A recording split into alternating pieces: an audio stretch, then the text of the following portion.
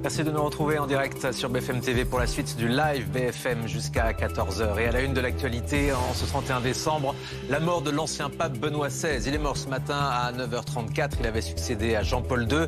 Il restera le premier pape depuis des siècles à avoir renoncé à sa fonction. Il a succombé à une longue maladie à l'âge de 95 ans. Nous sommes en direct du Vatican dans un instant. La France reprend des mesures anti-Covid. À partir de demain, les voyageurs en provenance de Chine devront présenter un test négatif pour pouvoir entrer sur le territoire. Le masque redevient obligatoire à bord de tous les vols entre la France et la Chine. On en parle dans cette édition. Un message d'unité de confiance, ce sera la tonalité des vœux du président de la République aux Français ce soir à 20h. Le chef de l'État était à Brégançon ces derniers jours pour préparer la rentrée. Et puis le compte à rebours est lancé pour le passage à la nouvelle année. Dans pile 12 heures, nous serons en 2023 et ce sera la soirée de fête à vivre pour beaucoup d'entre vous. 500 000 personnes environ sont attendues sur les Champs-Élysées et à Paris pour un feu d'artifice exceptionnel. Et vous pourrez évidemment le suivre en direct sur BFM TV à minuit.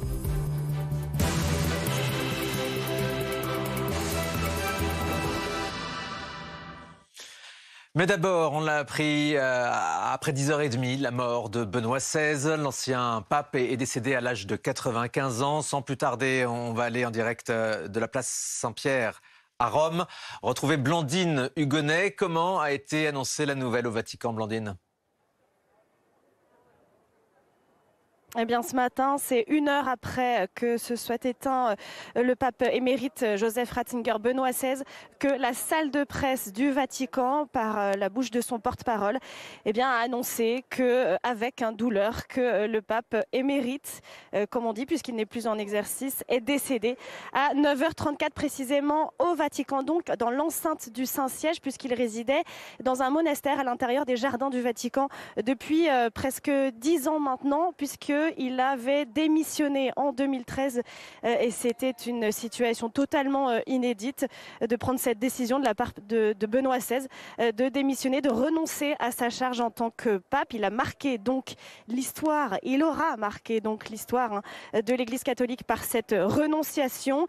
Ici au Vatican, je suis à quelques mètres de la place Saint-Pierre où les touristes et les fidèles déjà viennent parcourir ce chemin de pèlerinage, et c'est dans la basilique Saint-Pierre au fond de cette avenue de Rome où eh bien, le corps du pape Benoît XVI sera donc exposé aux fidèles pour qu'ils puissent venir du monde entier lui rendre hommage dès lundi matin, alors que son état de santé s'était aggravé ces derniers jours et que tout le monde s'attendait malheureusement à ce qu'il puisse s'éteindre d'un moment à un autre.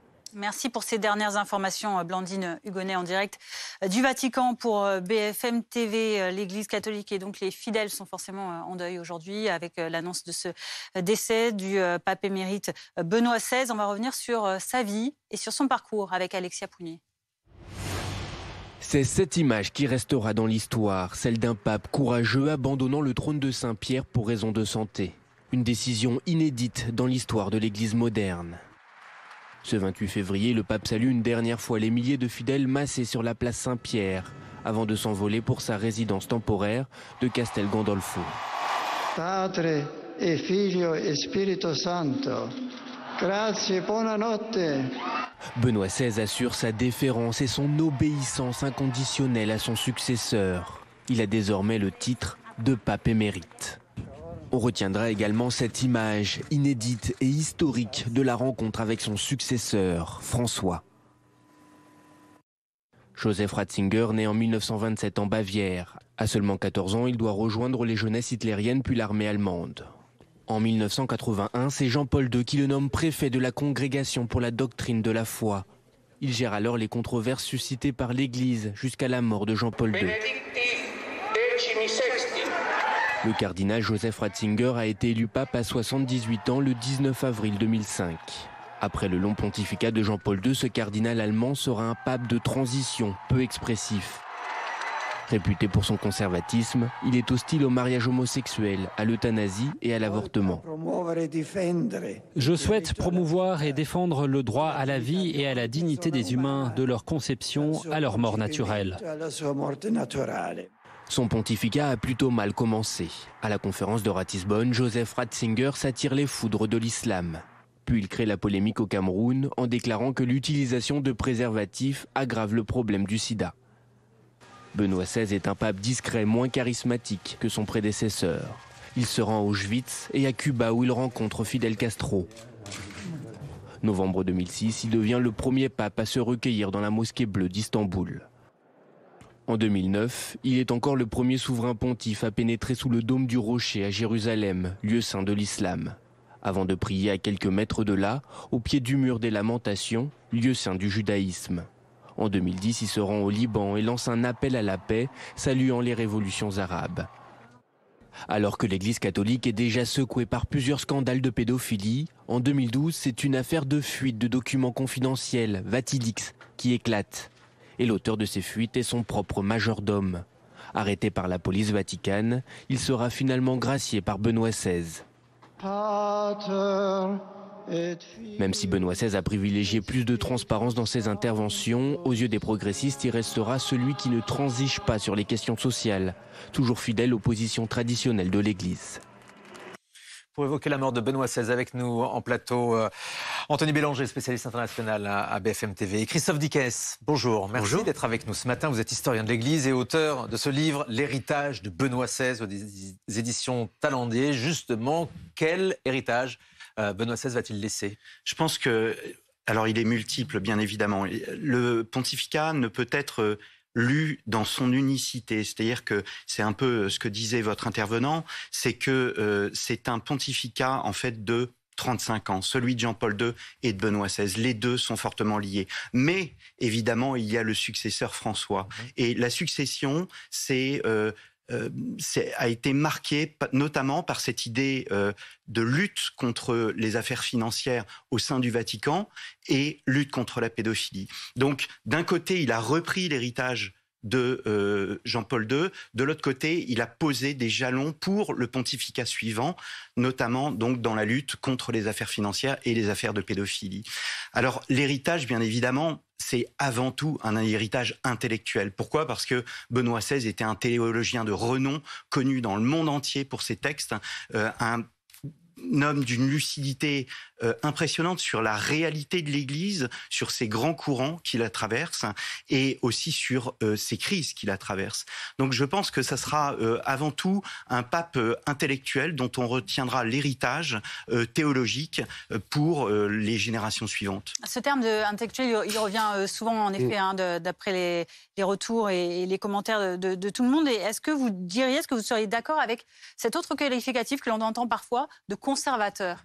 Alors, oui et non, c'est-à-dire que oui, il est considéré comme un conservateur, mais tout comme le pape François avant lui, il a parlé des questions de migration, il a parlé des questions de la pauvreté, de la dignité de l'homme. Ratisbonne, c'est effectivement une polémique, mais qu'est-ce qu'il demandait? Il demandait ni plus ni moins que dans les pays où la charia est appliquée, eh bien, il y ait une liberté religieuse qui soit appliquée dans les pays islamiques. Donc, en fait, on est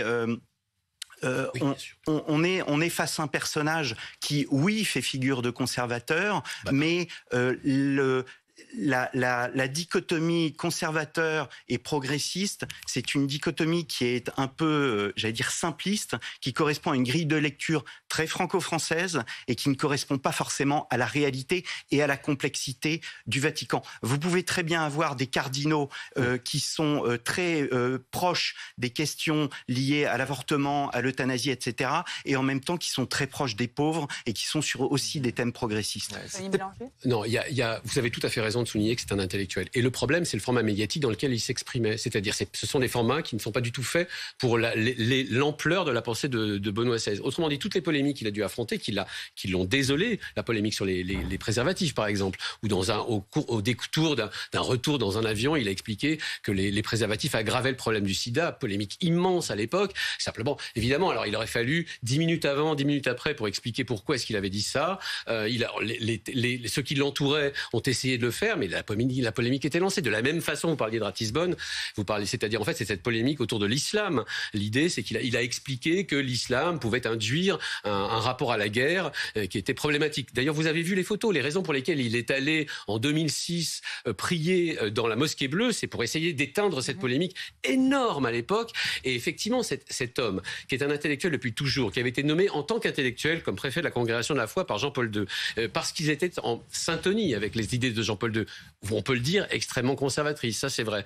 Mais cet homme est arrivé au Vatican, c'était comme héritier de Jean-Paul II, un intellectuel, quelqu'un qui allait tenir d'une certaine manière la machine conservatrice du Vatican, et il s'est retrouvé en porte-à-faux avec lui-même. Ses pensées étaient trop amples, trop longues pour le type de rapport qu'il avait avec les médias. Et d'ailleurs, je vais vous montrer ce que ça peut donner, par exemple, l'élection de Benoît XVI, quand en 2013 il est nommé au Vatican. Il a, lui, détesté cette une qui pourtant était la une la plus célèbre de l'histoire de la presse allemande, Wir sind Papst, nous sommes papes, c'est la une de Bild. Et on voit bien la dichotomie qu'il y a là, justement. C'est-à-dire, nous sommes papes, une célèbre qui fait encore rire toute l'Allemagne encore aujourd'hui, qui a été placardée sur les murs de l'immeuble de Bild pendant des années. Bild, je rappelle, c'est quand même 1,5 million à 3 millions d'exemplaires quotidiens encore aujourd'hui en Allemagne. Il a détesté cette une parce qu'elle lui semblait presque comique, alors que son ministère n'était pas un ministère comique. Et pourtant, elle l'a rendu sympathique et célèbre dans toute l'Allemagne. Donc, et cette espèce de dichotomie entre le fait qu'il était un intellectuel, l'ampleur de sa pensée, conservatrice probablement, mais en tout cas qui méritait mieux qu'un simple titre à la une de Bild, eh bien, ce déphasage a finalement conduit à sa renonciation. Incapable qu'il était de répondre. Il le dit lui-même dans sa lettre de renonciation. On va en reparler plus les forces dans notre prochain pour journal. Répondre aux défis du moment. Alors, Monsieur Ducasse, on y reviendra dans un instant parce que malheureusement l'actualité est multiple aujourd'hui. Évidemment, on en reparlera dans notre journal de 12h30 avec vous. On rappelle juste, en tout cas, cette dernière information, que le pape François donc présidera bien les funérailles de Benoît XVI et ce sera le 5 janvier au Vatican. On parle à présent de l'actualité sanitaire avec la France qui impose à son tour maintenant de nouvelles restrictions aux voyageurs qui viennent de Chine, après l'Italie, après l'Espagne. La France va donc renforcer ses mesures de contrôle aux frontières à partir du 5 janvier. Il s'agit de faire face à l'explosion des cas de Covid en Chine et d'éviter l'arrivée de nouveaux variants. Elisa Trana. La France renforce ses contrôles avec 3 mesures principales. D'abord, à partir du 5 janvier, tous les passagers âgés de 11 ans ou plus en provenance de Chine devront présenter avant l'embarquement un test PCR ou antigénique négatif de moins de 48 heures. Le port du masque redevient obligatoire dès demain sur ces vols au départ de la Chine.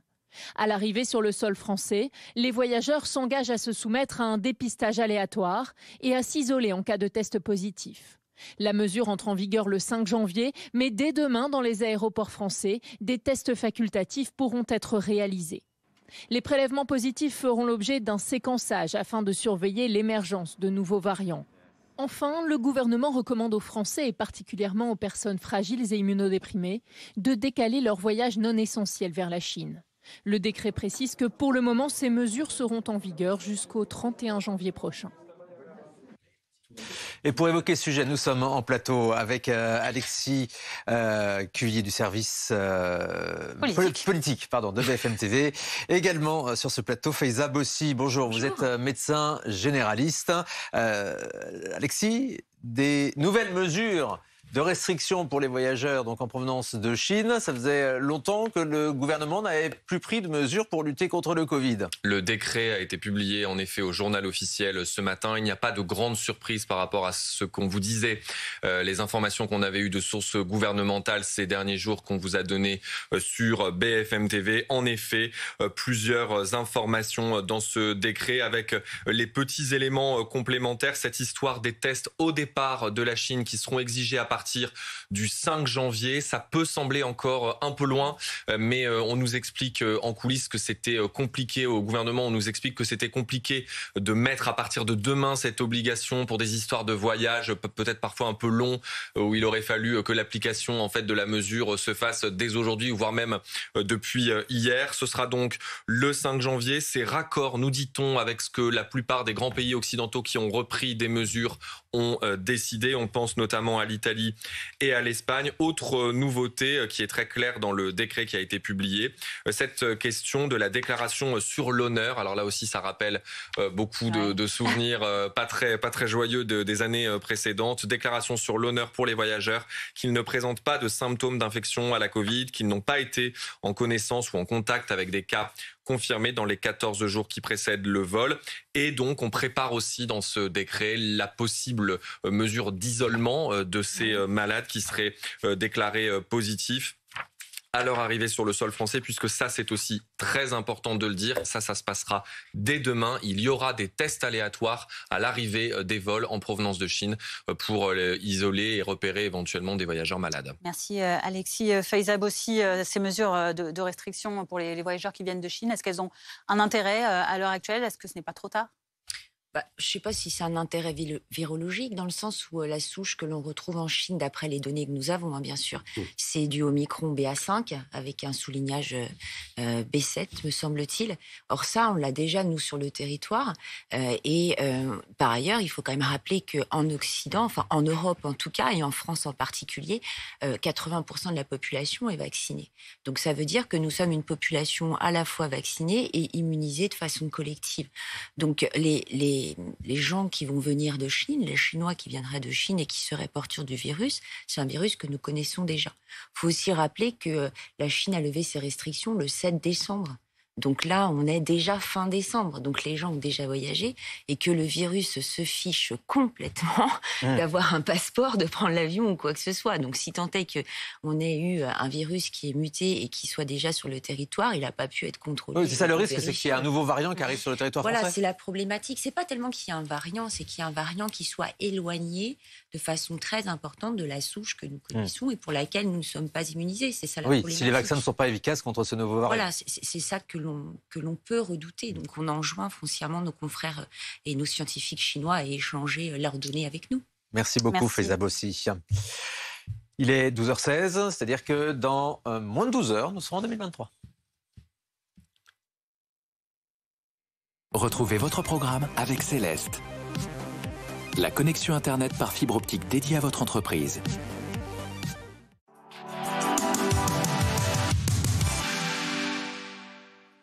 Plus qu'à 11h44, donc avant de sonner les 12 coups de minuit et de passer en 2023, rendez-vous donc ce soir sur les Champs-Élysées, notamment à Paris, pour passer à cette nouvelle année. 1 demi-million de personnes y sont attendues pour assister à un feu d'artifice, à des images également qui vont être diffusées sur l'Arc de Triomphe, d'autant plus que les Parisiens, vous vous en souvenez, ont été privés ces 2 dernières années de ces festivités à cause du Covid. Célia Justfredi, vous êtes sur place pour BFM TV pour suivre ces préparatifs. C'est un spectacle qui s'annonce grandiose ce soir.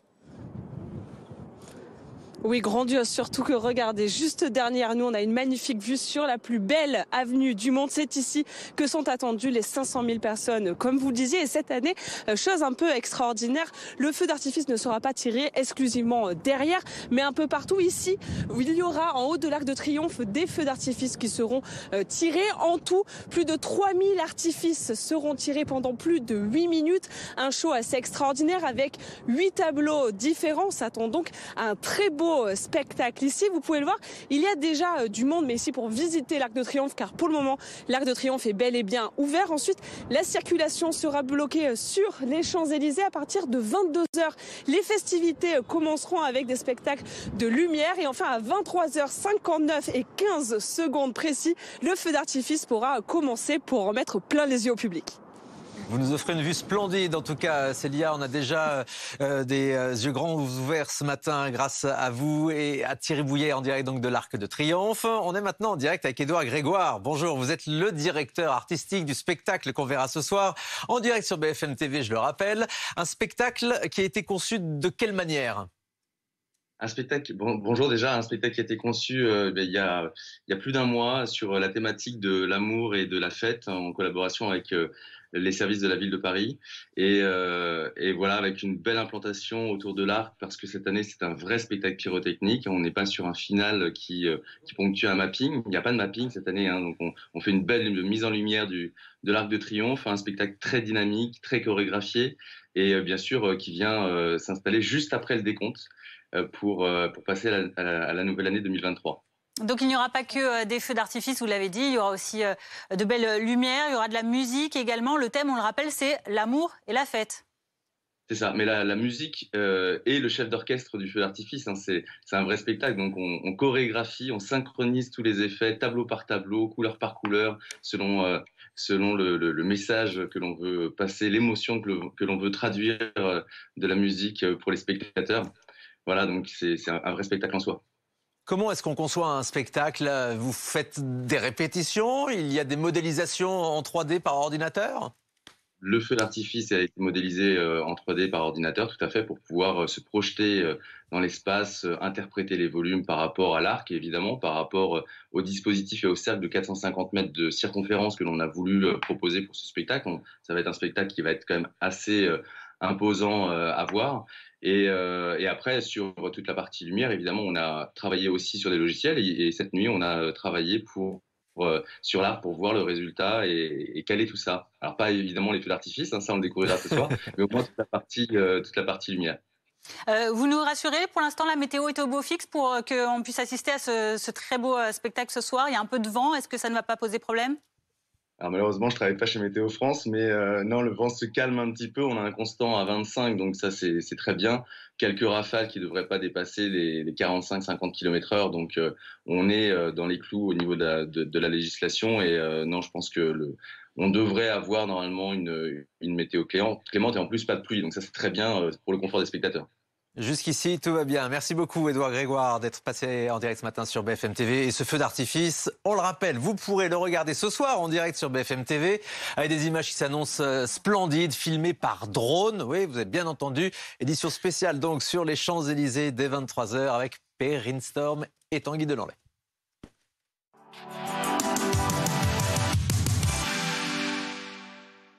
C'était votre programme avec Céleste. La connexion Internet par fibre optique dédiée à votre entreprise.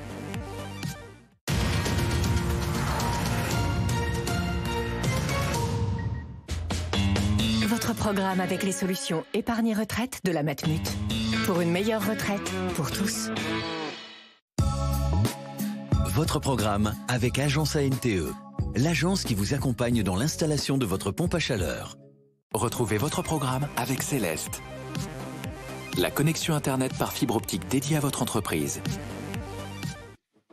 Joyeux. Vous mettez de la musique? Bonjour à tous, nous vous souhaitons d'excellentes fêtes de fin d'année, en famille ou entre amis. Et la santé, bien sûr. Comme chaque année. Attention les amis, il faut que j'enregistre des trucs pour les fêtes, ne rigolez pas. Non, je ne vais pas faire le ho-ho-ho du Père Noël.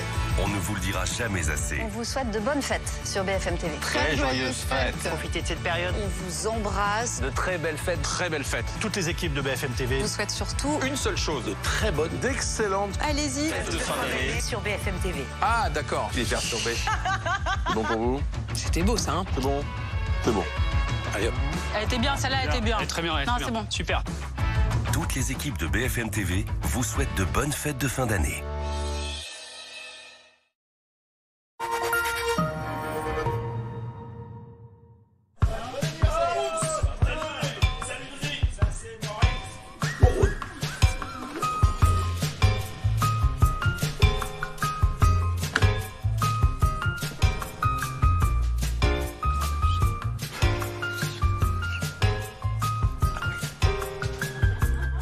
Nouveau, l'infoterie vous simplifie la vie. Pour savoir comment trier, il suffit de regarder. Rendez-vous sur quefairedemesdéchets.gouv.fr. Calme-toi, Georges. Direct Assurance, bonjour. Ça vous suffisait pas de répondre au téléphone. Il fallait aussi que vous répondiez par WhatsApp et Messenger. Vous savez quoi, Direct Assurance? On vous adore. Merci. Et pour 2, 3, 4 contrats souscrits, c'est 2, 3, 4 mois remboursés.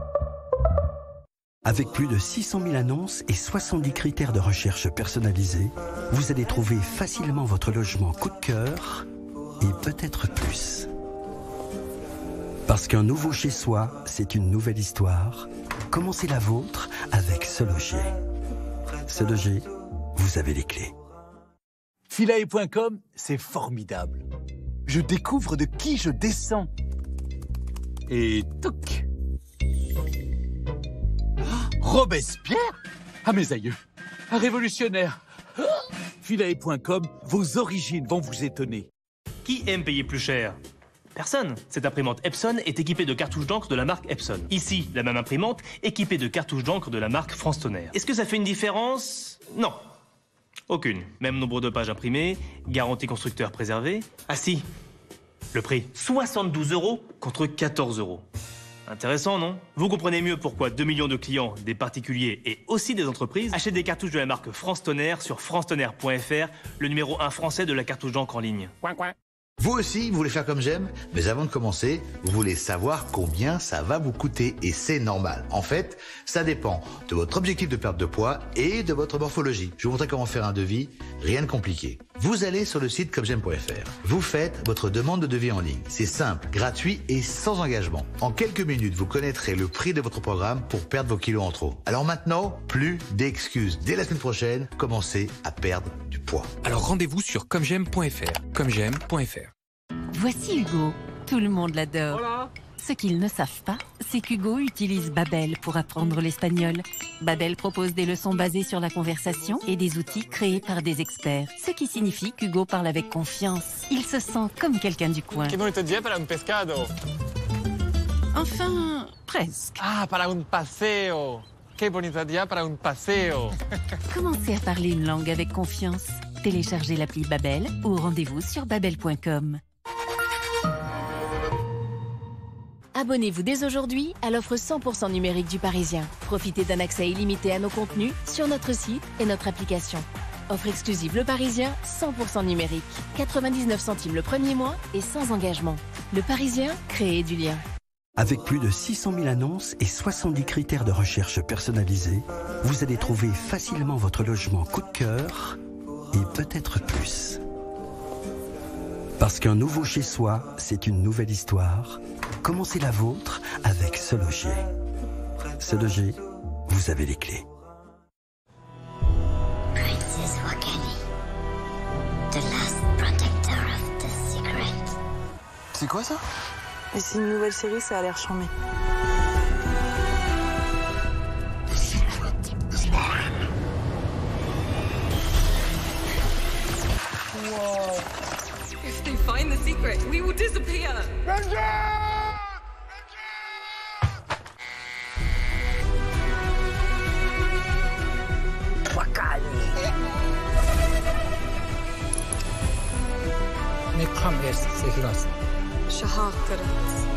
Shakarat. Tu vas te faire défoncer.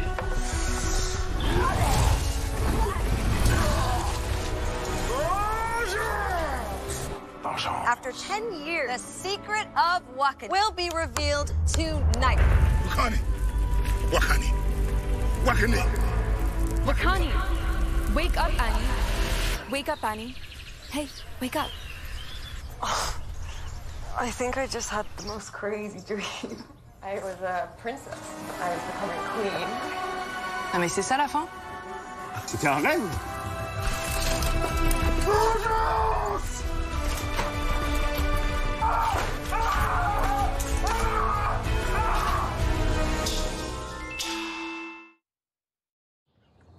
Lorsque j'ai été licenciée économique, j'ai appelé la Massif. Ils m'ont dit il y avait une aide. Et c'est là que j'ai appris le terme sociétaire. La Massif a pris en charge mes frais d'assurance pendant 1 an. Ça m'a vraiment sauvée. Et j'oublierai jamais cette entraide chez lui. Franchement, c'est plus qu'une main tendue. La Massif, c'est vous. Le fait de ne pas prendre d'acteurs, ça nous permet de porter la parole des autres sociétaires. Vous vous êtes déjà demandé à quoi vous ressembleriez avec 10, 15, voire 20 kilos en moins. Comme j'aime, vous offre cette expérience inédite et incroyable. Scannez le QR code juste là et dans moins de 2 minutes, vous allez vous voir avec vos kilos en moins. Je vous montre, c'est ultra simple. Vous rentrez vos informations, vous choisissez le poids que vous voulez perdre et voilà, vous découvrez votre nouvelle silhouette. Allez, scannez vite ce QR code et découvrez votre future silhouette ou rendez-vous sur commejaime.fr. Commejaime.fr. C'est important.fr.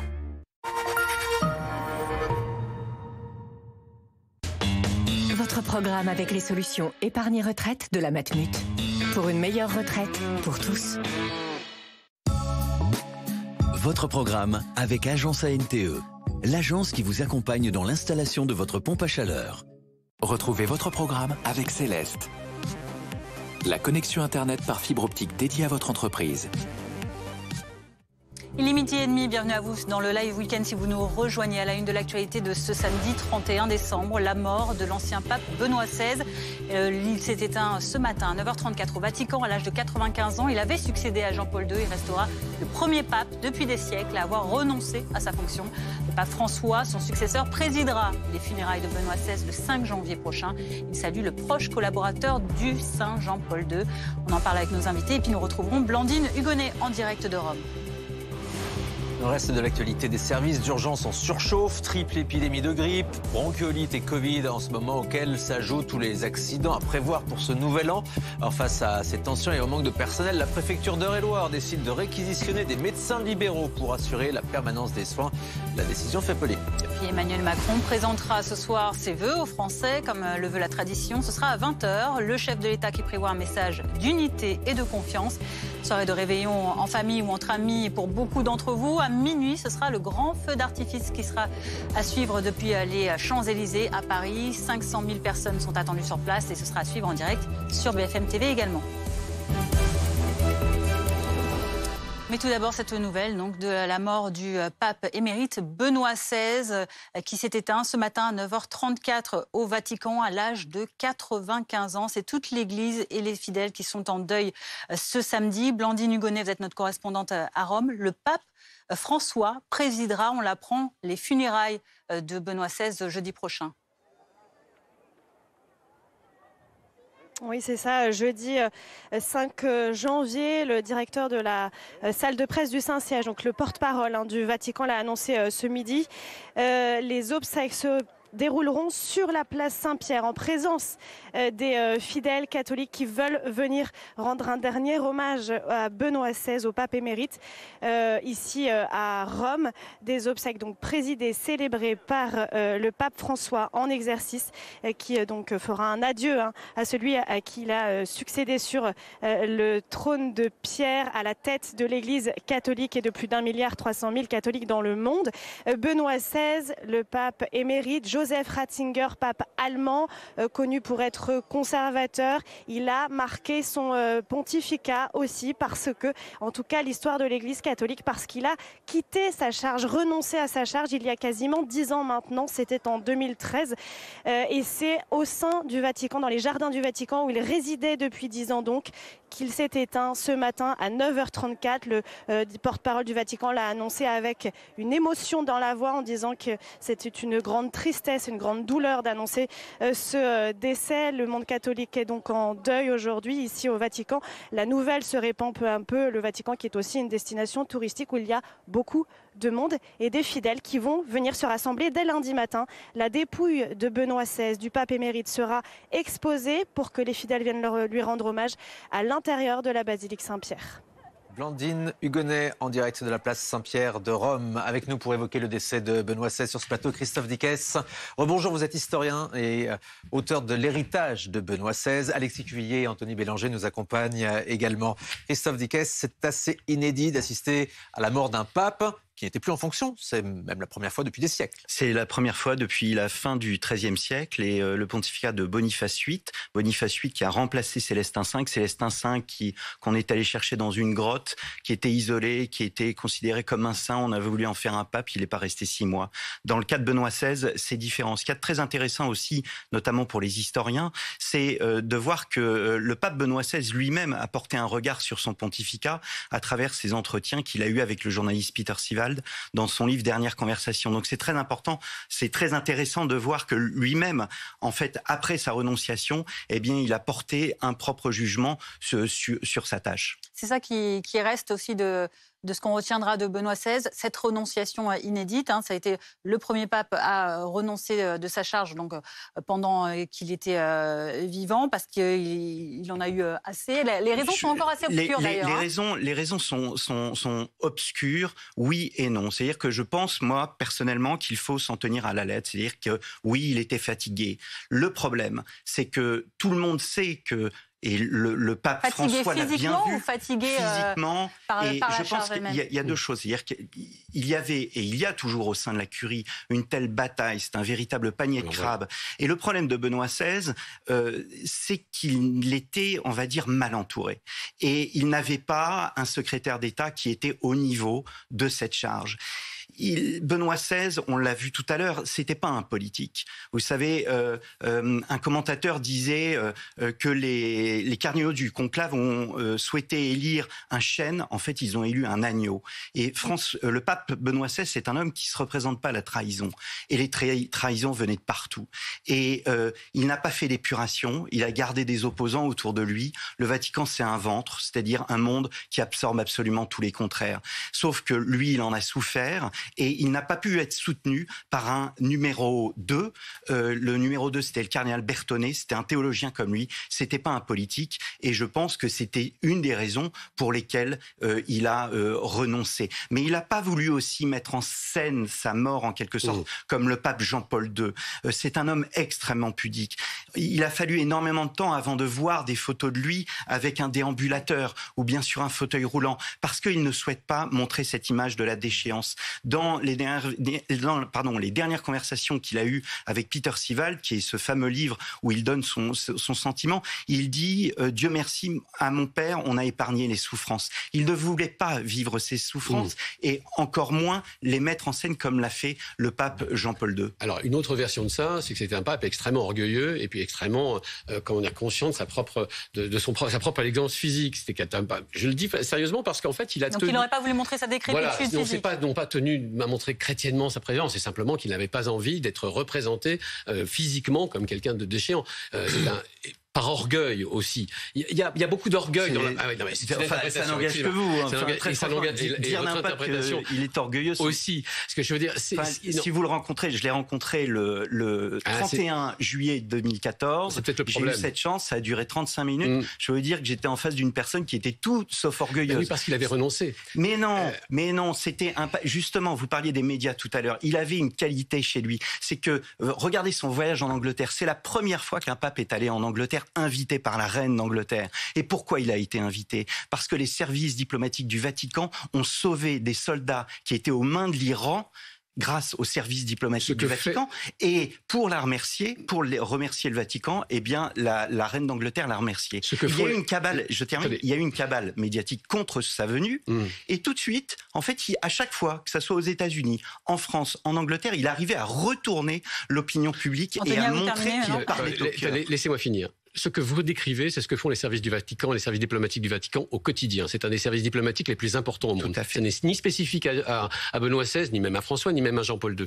Ils sont toujours intervenus dans le monde entier et ont été remerciés pour ça. Je rappelle l'importance de la Fondation San Egidio, qui est servie d'intermédiaire de la manière que la Norvège ou d'autres pays quand il s'agit de conflits. Donc il n'y a rien de particulier à cela. Deuxièmement, le problème mais au fond, on est d'accord sur le sujet. Le problème de Benoît XVI, c'est que c'est effectivement un intellectuel qui se retrouve dans un panier de crabes politique qu'il a absolument pas su gérer. Et par ailleurs, quand vous parliez de conservatisme, on parlait tous les deux de conservatisme, effectivement, il y a chez Benoît XVI à la fois une aspiration à revenir à la lettre de l'Église. Il a été préfet de la congrégation de la foi, il y en a bien le droit, c'est lui qui dit le dogme. Mais en même temps, confronté à une situation politique liquide, dans laquelle il y avait à la fois des scandales financiers, des scandales de pédophilie, qu'il n'a, à 85 ans, pas su gérer. Au fond, on dit absolument la même chose. Ce que j'essaye simplement de dire, c'est qu'il y a dans cet homme qui est à la fois un intellectuel, un péché d'orgueil, j'allais presque dire, à ne pas avoir su à la fois mener son ministériat jusqu'au bout. C'est le sens de sa lettre de renonciation. C'est à la fois une lettre de chrétien qui dit « je n'en ai pas les forces » et en même temps une lettre d'un politique qui dit « je n'en ai pas eu les moyens ». Et effectivement, son premier péché, on va dire, est d'avoir mal nommé son secrétaire d'État. On peut en parler pendant des heures, mais c'est lui qui nomme cet affidé avec lequel il peut avoir des conversations théologiques en faisant une erreur qui est de ne pas nommer un politique. Ne pas nommer un tueur, parce qu'il fallait nommer un tueur à la tête de la... Exactement. Le choix du cardinal Bertone était une erreur. Mais vous savez, il y a une chose importante, on le disait en off tout à l'heure, un pape, il est selon la lettre de l'Évangile, sur quoi repose l'Église, il est là pour affermir ses frères dans la foi, selon saint Luc. Est-ce que le pape Benoît XVI a affermi ses frères dans la foi, c'est-à-dire les catholiques, et c'est d'abord adressé aux catholiques avant de s'adresser aux médias? Je pense que oui. C'est effectivement le problème. Voilà un pape qui est un pape théologien, un pape pasteur, et qui a négligé la partie politique de son boulot, qui consistait grosso modo à tailler dans le vif et à tuer autour de lui ceux qui étaient en train de conduire l'Église en fait dans les travers qu'on a pu connaître, y compris sous François, où il a fallu tailler dans le vif. Et cette partie-là, il en était incapable. Il a tenu à son ministérat, à son pastorat, et c'est tout à son honneur.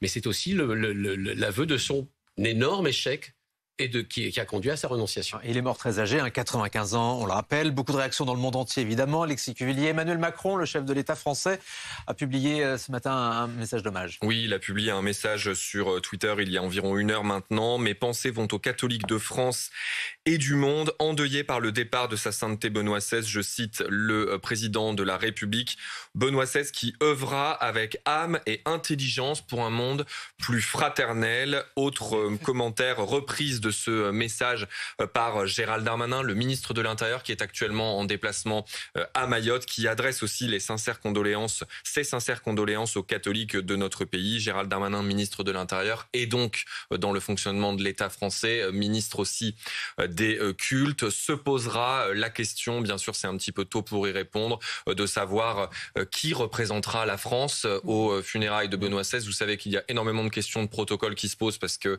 les funérailles d'un pape qui avait renoncé bien sûr ses 100 précédents récents, Gérald Darmanin peut représenter l'État français dans ce genre de configuration si le président de la République n'est pas celui qui se déplace. Et on rappelle qu'il était chef d'État également, Benoît XVI, ancien chef d'État. Donc pour le Vatican, les obsèques, elles auront lieu le 5 janvier, présidées par le pape François. Merci beaucoup Alexis Cuvillier. Voilà donc pour cette page ce qu'on pouvait dire sur la mort de Benoît XVI, aujourd'hui à l'âge de 95 ans. Midi 40, dans l'actualité également, il y a cette situation sanitaire difficile dans le département de l'Eure-et-Loire. Triple épidémie, grippe, bronchiolite, Covid, mais aussi manque de personnel soignant ou encore grève des médecins généralistes.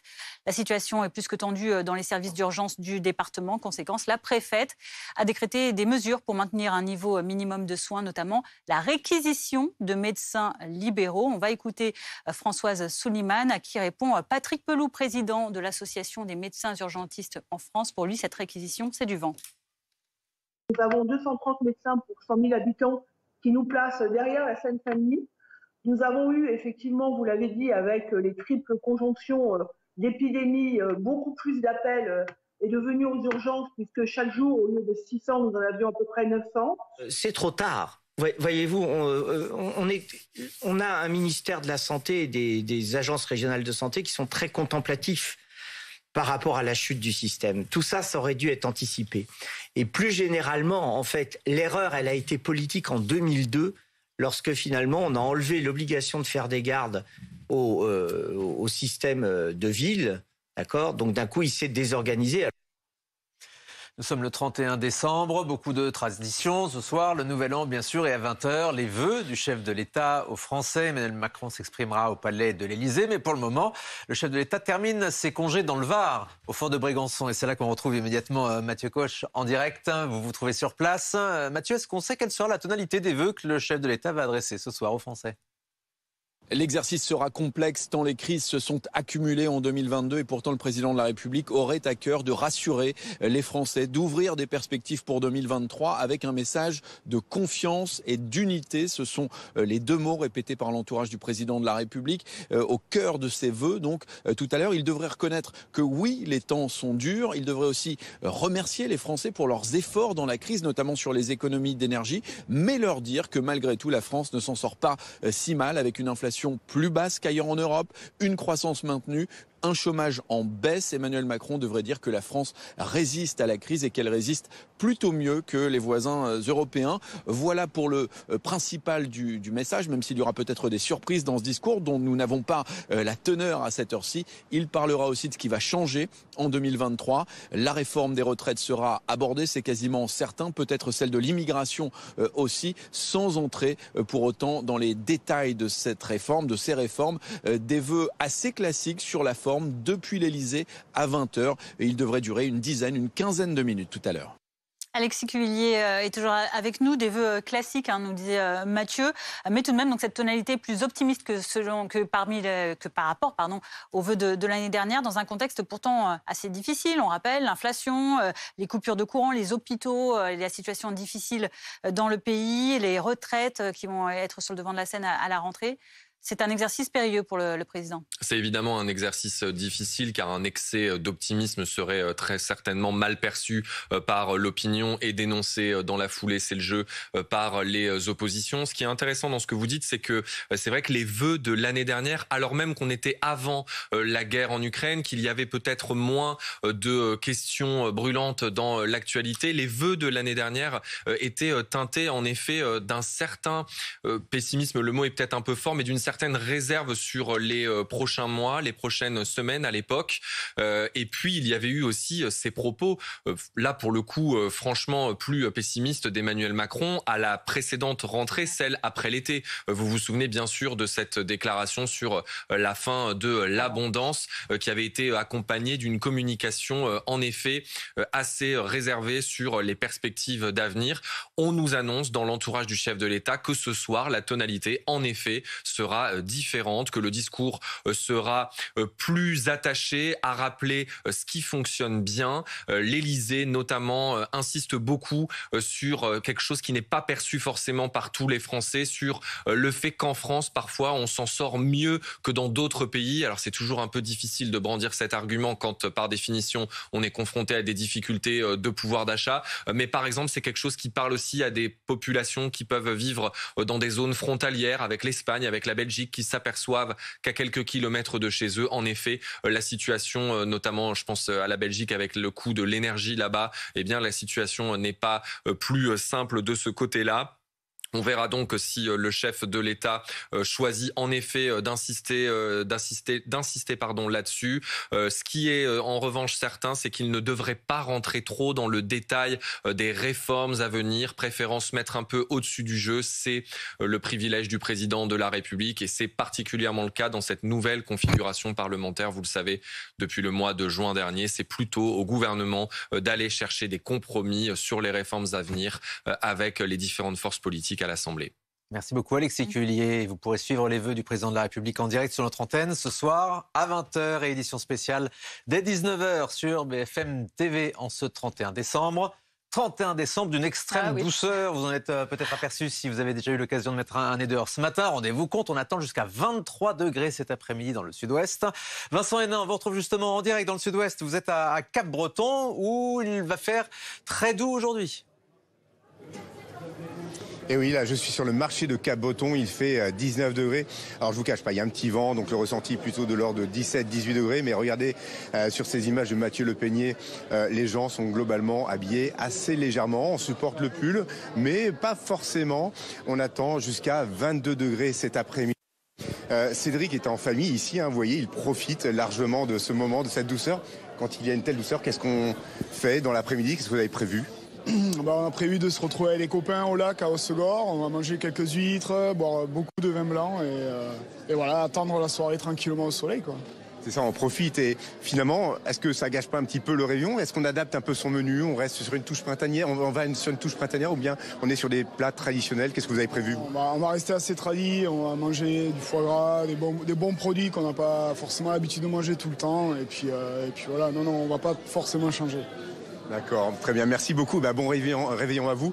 En tout cas, ce qui est sûr, c'est que les températures vont monter, vous l'avez dit, jusqu'à 23 degrés attendus cet après-midi dans le sud-ouest. On est encore loin des records de l'an dernier entre le 28 décembre et le 1er janvier. On avait enregistré jusqu'à 26,3 degrés. C'était à Cambo-les-Bains, au Pays Basque, à quelques kilomètres d'ici. 10 des 20 records qui étaient tombés l'an dernier sur cette période-là ont été établis dans le sud-ouest. C'est vous dire si ici, la douceur, on est habitué, mais évidemment, on ne devrait pas atteindre encore ces records cette année. En tout cas, c'est pas ce qui est prévu pour ce week-end. Ça pourrait encore venir en début janvier. On attend en tout cas ici cette douceur avec finalement beaucoup de bienveillance. Ça ne gâche pas du tout les fêtes sur ce marché de Cap-Breton dans le sud des Landes. Hénin. Merci Vincent Hénin. Avec Mathieu Lepeigne, donc dans le Sud-Ouest pour BFM TV. En chemise, hein. En chemise légère, pas de pull, rien du tout. Voilà. Gaël Musquet, bonjour, météorologue, bonjour. Spécialiste dans l'anticipation et la prévention des catastrophes naturelles. Alors là, on dit ça avec le sourire parce que voilà, ça donne cette image de fête pour ce 31 décembre. Il fait beau, on est content de manger son foie gras dehors sur le comptoir. Mais tout de même, c'est assez anormal, même si c'était déjà arrivé l'année dernière. Ça se répète évidemment ces dernières années. Il y a de l'inquiétude tout de même à avoir dans ces répétitions de ces chaleurs de fin d'année? Alors, humainement, on ne va pas bouder ce plaisir, évidemment, de profiter de cette douceur. D'un point de vue climatique, d'un point de vue météorologique et d'un point de vue aussi agricole, on a des problématiques qui vont se poser. On imagine ce qui s'est passé en début d'année. Une sécheresse qui s'est installée sur plusieurs mois, une crise lente qui a culminé cet été avec une sécheresse historique et une chaleur aussi historique. Donc on va rester vigilant et attentif à la pluviométrie qui a été un peu disparate en fonction des départements. On a des départements qui étaient plus arrosés que d'autres, un peu plus d'ailleurs dans le sud, tant mieux d'ailleurs pour que cette eau puisse alimenter les nappes phréatiques au printemps et à l'été. Mais c'est des températures effectivement qu'on a d'habitude au printemps, dont on profite, je mets des guillemets, aujourd'hui, avec un anticyclone qui va en plus remonter. Donc cette douceur-là, elle va continuer la semaine prochaine. On va peut-être avoir plus de fraîcheur en deuxième partie de mois de janvier. On attend encore les modèles, un peu ce qu'ils donnent, et puis les observations aussi. Attention, on a des vigilances orange en cours en ce moment. Donc le Finistère, la Normandie, le Pas-de-Calais. Pluie et inondation, c'est ça? Exactement. En venant ce matin, donc sur le plateau, déjà des arbres couchés. Des personnes qui profitent de la douceur pour aller courir en forêt. Attention aux chutes d'arbres, c'est le principal risque en ce moment à cause du vent. Il y a beaucoup de vent. Et évidemment, les crues. Auquel on doit être vigilant, évidemment, ne pas s'engager sur des voies inondées dont on ne sait pas forcément la profondeur de l'eau ou des objets qui auraient pu être malheureusement portés par l'eau. Et cette douceur, Gaël Musquet, elle s'inscrit plus globalement dans une année 2022 absolument exceptionnelle d'un point de vue météorologique. Tout à fait, on a battu tous les records des mesures météo du XXe siècle. C'est inquiétant, c'est des choses sur lesquelles il va falloir s'adapter. Donc, je parlais d'agriculture. Le danger qui nous guette au niveau du milieu agricole, c'est que on bourgeonne, fait que les plantes et les arbres bourgeonnent et qu'on ait malheureusement du gel qui casse en fait ces bourgeons et qui entame malheureusement la saison de la récolte des fruits qui peuvent être très très très impactés. La vigne aussi qui peut être impactée par ce redoux qui fait bourgeonner, puis ce gel qui pourrait casser. Donc voilà, c'est à la fois un moment humain et on l'entend et ça se comprend. On veut profiter de cette douceur qui est inhabituelle, mais qui nous impose aussi une certaine vigilance en fonction du secteur d'activité dans lequel on évolue. On pense évidemment aux stations de ski, qui malheureusement elles aussi sont impactées par cette douceur. Avec très peu de neige, notamment en bas des stations. Est-ce qu'il faut s'attendre pour 2023 à une poursuite de ces phénomènes extrêmes qu'on a vécus cette année? Est-ce que ça va devenir la norme? Est-ce que les températures, ce qu'on appelle les normales de saison, vont évoluer aussi? Elles ont déjà un peu évolué? Elles évoluent malheureusement dans le mauvais sens, avec un réchauffement qui se confirme. Encore une fois, les prévisions prochaines sur les 10 prochains jours nous annoncent un peu de fraîcheur dans les prochains jours. Mais effectivement, on va devoir s'adapter à ces températures qui sont plus chaudes, changer nos comportements, décarboner. Ça, c'est l'objectif et c'est le vœu pieux évidemment de toutes les COP tous les ans. Et en même temps, adapter notre alimentation, notre agriculture, la manière dont on consomme l'eau, la manière dont on dépense évidemment l'énergie, quand on consomme cette énergie, pour pouvoir faire face aux défis qui nous attendent et attendent nos enfants. C'est ça, le réchauffement climatique, il est là, pour ceux qui en doutent. Merci beaucoup, Gaël Musquet, d'être venu sur ce plateau. De la douceur ce soir pour assister au feu d'artifice exceptionnel qui sera tiré depuis l'Arc de Triomphe à Paris. Un rendez-vous exceptionnel à ne pas manquer que vous pourrez regarder en direct sur BFM TV après votre repas de fête, en famille, entre amis, à la maison. On pense également aux personnes isolées. Des images s'annoncent absolument somptueuses. Ce soir sera filmé par drone. Édition spéciale avec Tanguy et Perrine à partir de 23h. Ne manquez pas le rendez-vous. Et il fera doux donc ce soir pour en profiter. Évidemment, on fait le point justement sur la météo avec Guillaume Séché. Votre programme avec Pandati, thé et infusion bien-être pour toute la famille. Une gamme détox et minceur à base de plantes 100% naturelles. Plus d'infos sur pandati.fr. Retrouvez votre programme avec Céleste. La connexion Internet par fibre optique dédiée à votre entreprise. La météo avec Groupe Verlaine. Solution de centrale photovoltaïque avec option de stockage pour profiter de la lumière, même en cas de coupure.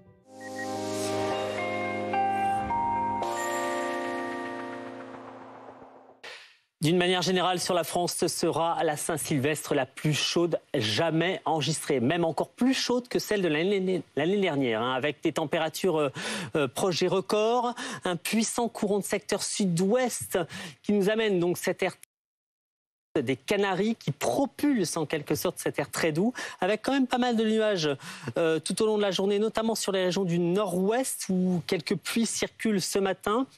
Ce sera également le cas cet après-midi, avec d'ailleurs un vent assez puissant, 90 km/h en rafale sur le Finistère. Des nuages également près de la Méditerranée, poussés par un vent marin, avec éventuellement quelques pluies sur les Cévennes. Donc partout ailleurs, le ciel sera voilé mais lumineux, avec donc des températures très élevées. Une moyenne de 17 degrés jusqu'à 19 degrés même, voire 20 degrés à Clermont-Ferrand. Ça paraît vraiment incroyable. Donc pour demain, même perturbation dans le nord-ouest, quasiment la même situation, peut-être quelques degrés en moins par rapport à aujourd'hui, notamment le matin, mais ça reste quand même très doux pour la saison, hein. Demain après-midi, on aura par exemple jusqu'à 20 degrés dans le sud-ouest. Votre programme avec Pandati, thé et infusion bien-être pour toute la famille. Une gamme détox et minceur à base de plantes 100% naturelles. Plus d'infos sur pandati.fr. C'était votre programme avec Céleste. La connexion Internet par fibre optique dédiée à votre entreprise. Vous avez regardé la météo avec Groupe Verlaine. Isolation thermique par l'extérieur avec aide de l'État. Groupe Verlaine, le climat de confiance.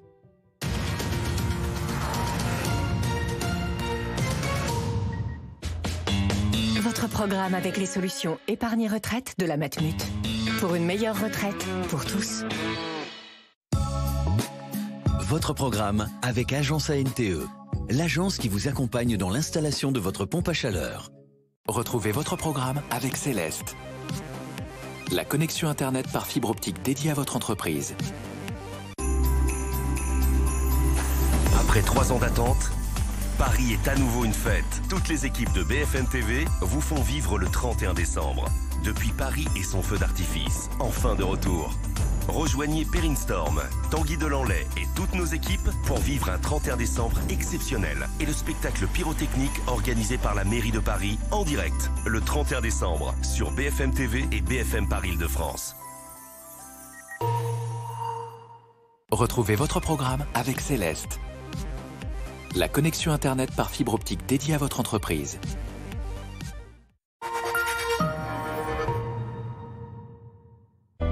Pourquoi certaines choses nous attirent? Pourquoi certaines choses nous parlent plus que d'autres? Chez Peugeot, nos voitures ne sont pas seulement faites de métal et de verre, mais aussi de passion et d'histoire. Car ce qui nous attire vraiment parle avant tout à notre cœur.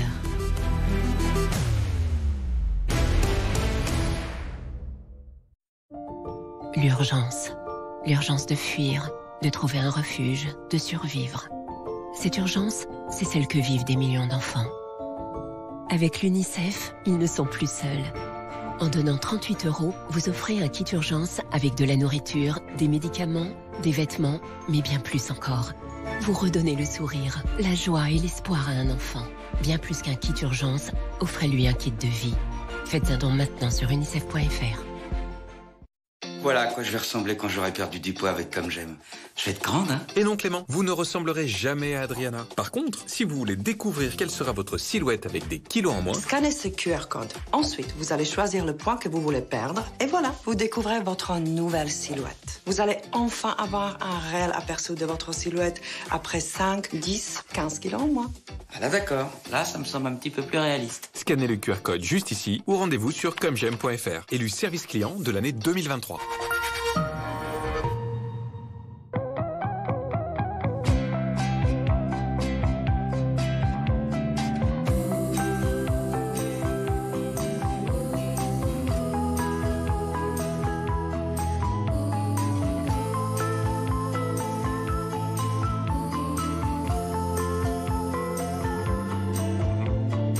Parce que votre chat fait partie de la famille, assurez-le. SantéVet, leader de l'assurance santé animale. Faites un devis gratuit sur santévet.com. Voici Hugo. Tout le monde l'adore. Ce qu'ils ne savent pas, c'est qu'Hugo utilise Babel pour apprendre l'espagnol. Babel propose des leçons basées sur la conversation et des outils créés par des experts. Ce qui signifie qu'Hugo parle avec confiance. Il se sent comme quelqu'un du coin. Qué bonito día para un pescado. Enfin, presque. Ah, para un paseo. Qué bonito día para un paseo. Commencez à parler une langue avec confiance. Téléchargez l'appli Babel ou rendez-vous sur babel.com. L'urgence.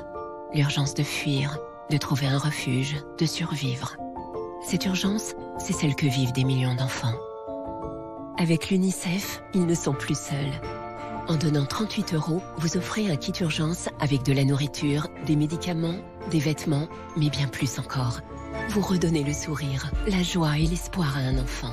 Bien plus qu'un kit urgence, offrez-lui un kit de vie. Faites un don maintenant sur unicef.fr.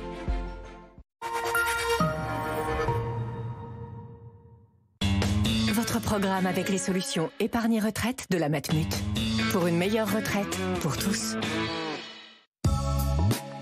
Votre programme avec Agence ANTE, l'agence qui vous accompagne dans l'installation de votre pompe à chaleur. Retrouvez votre programme avec Céleste. La connexion Internet par fibre optique dédiée à votre entreprise.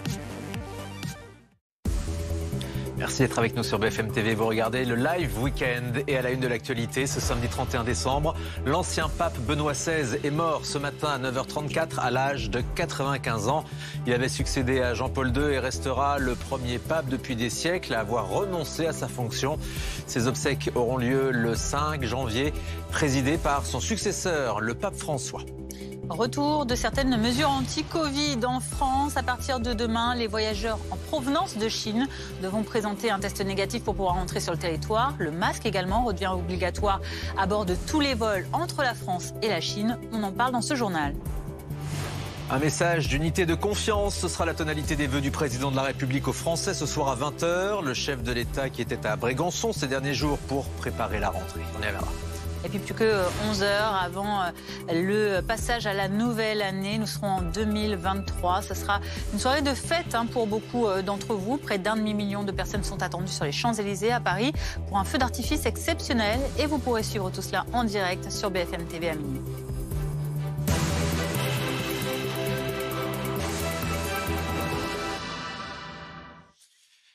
L'Église catholique et les fidèles en deuil. L'ancien pape Benoît XVI est donc décédé ce matin à l'âge de 95 ans. On va revenir sur sa vie et son parcours avec Alexia Prunier.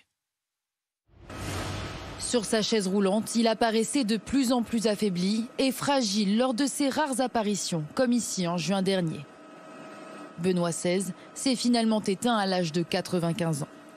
Né en 1927, le pape émérite de son vrai nom, Joseph Ratzinger, a enseigné la théologie durant 25 ans en Allemagne avant d'être nommé archevêque de Munich. En 2005, il succède à Jean-Paul II et devient le 260e pape, le premier pape allemand de l'histoire moderne.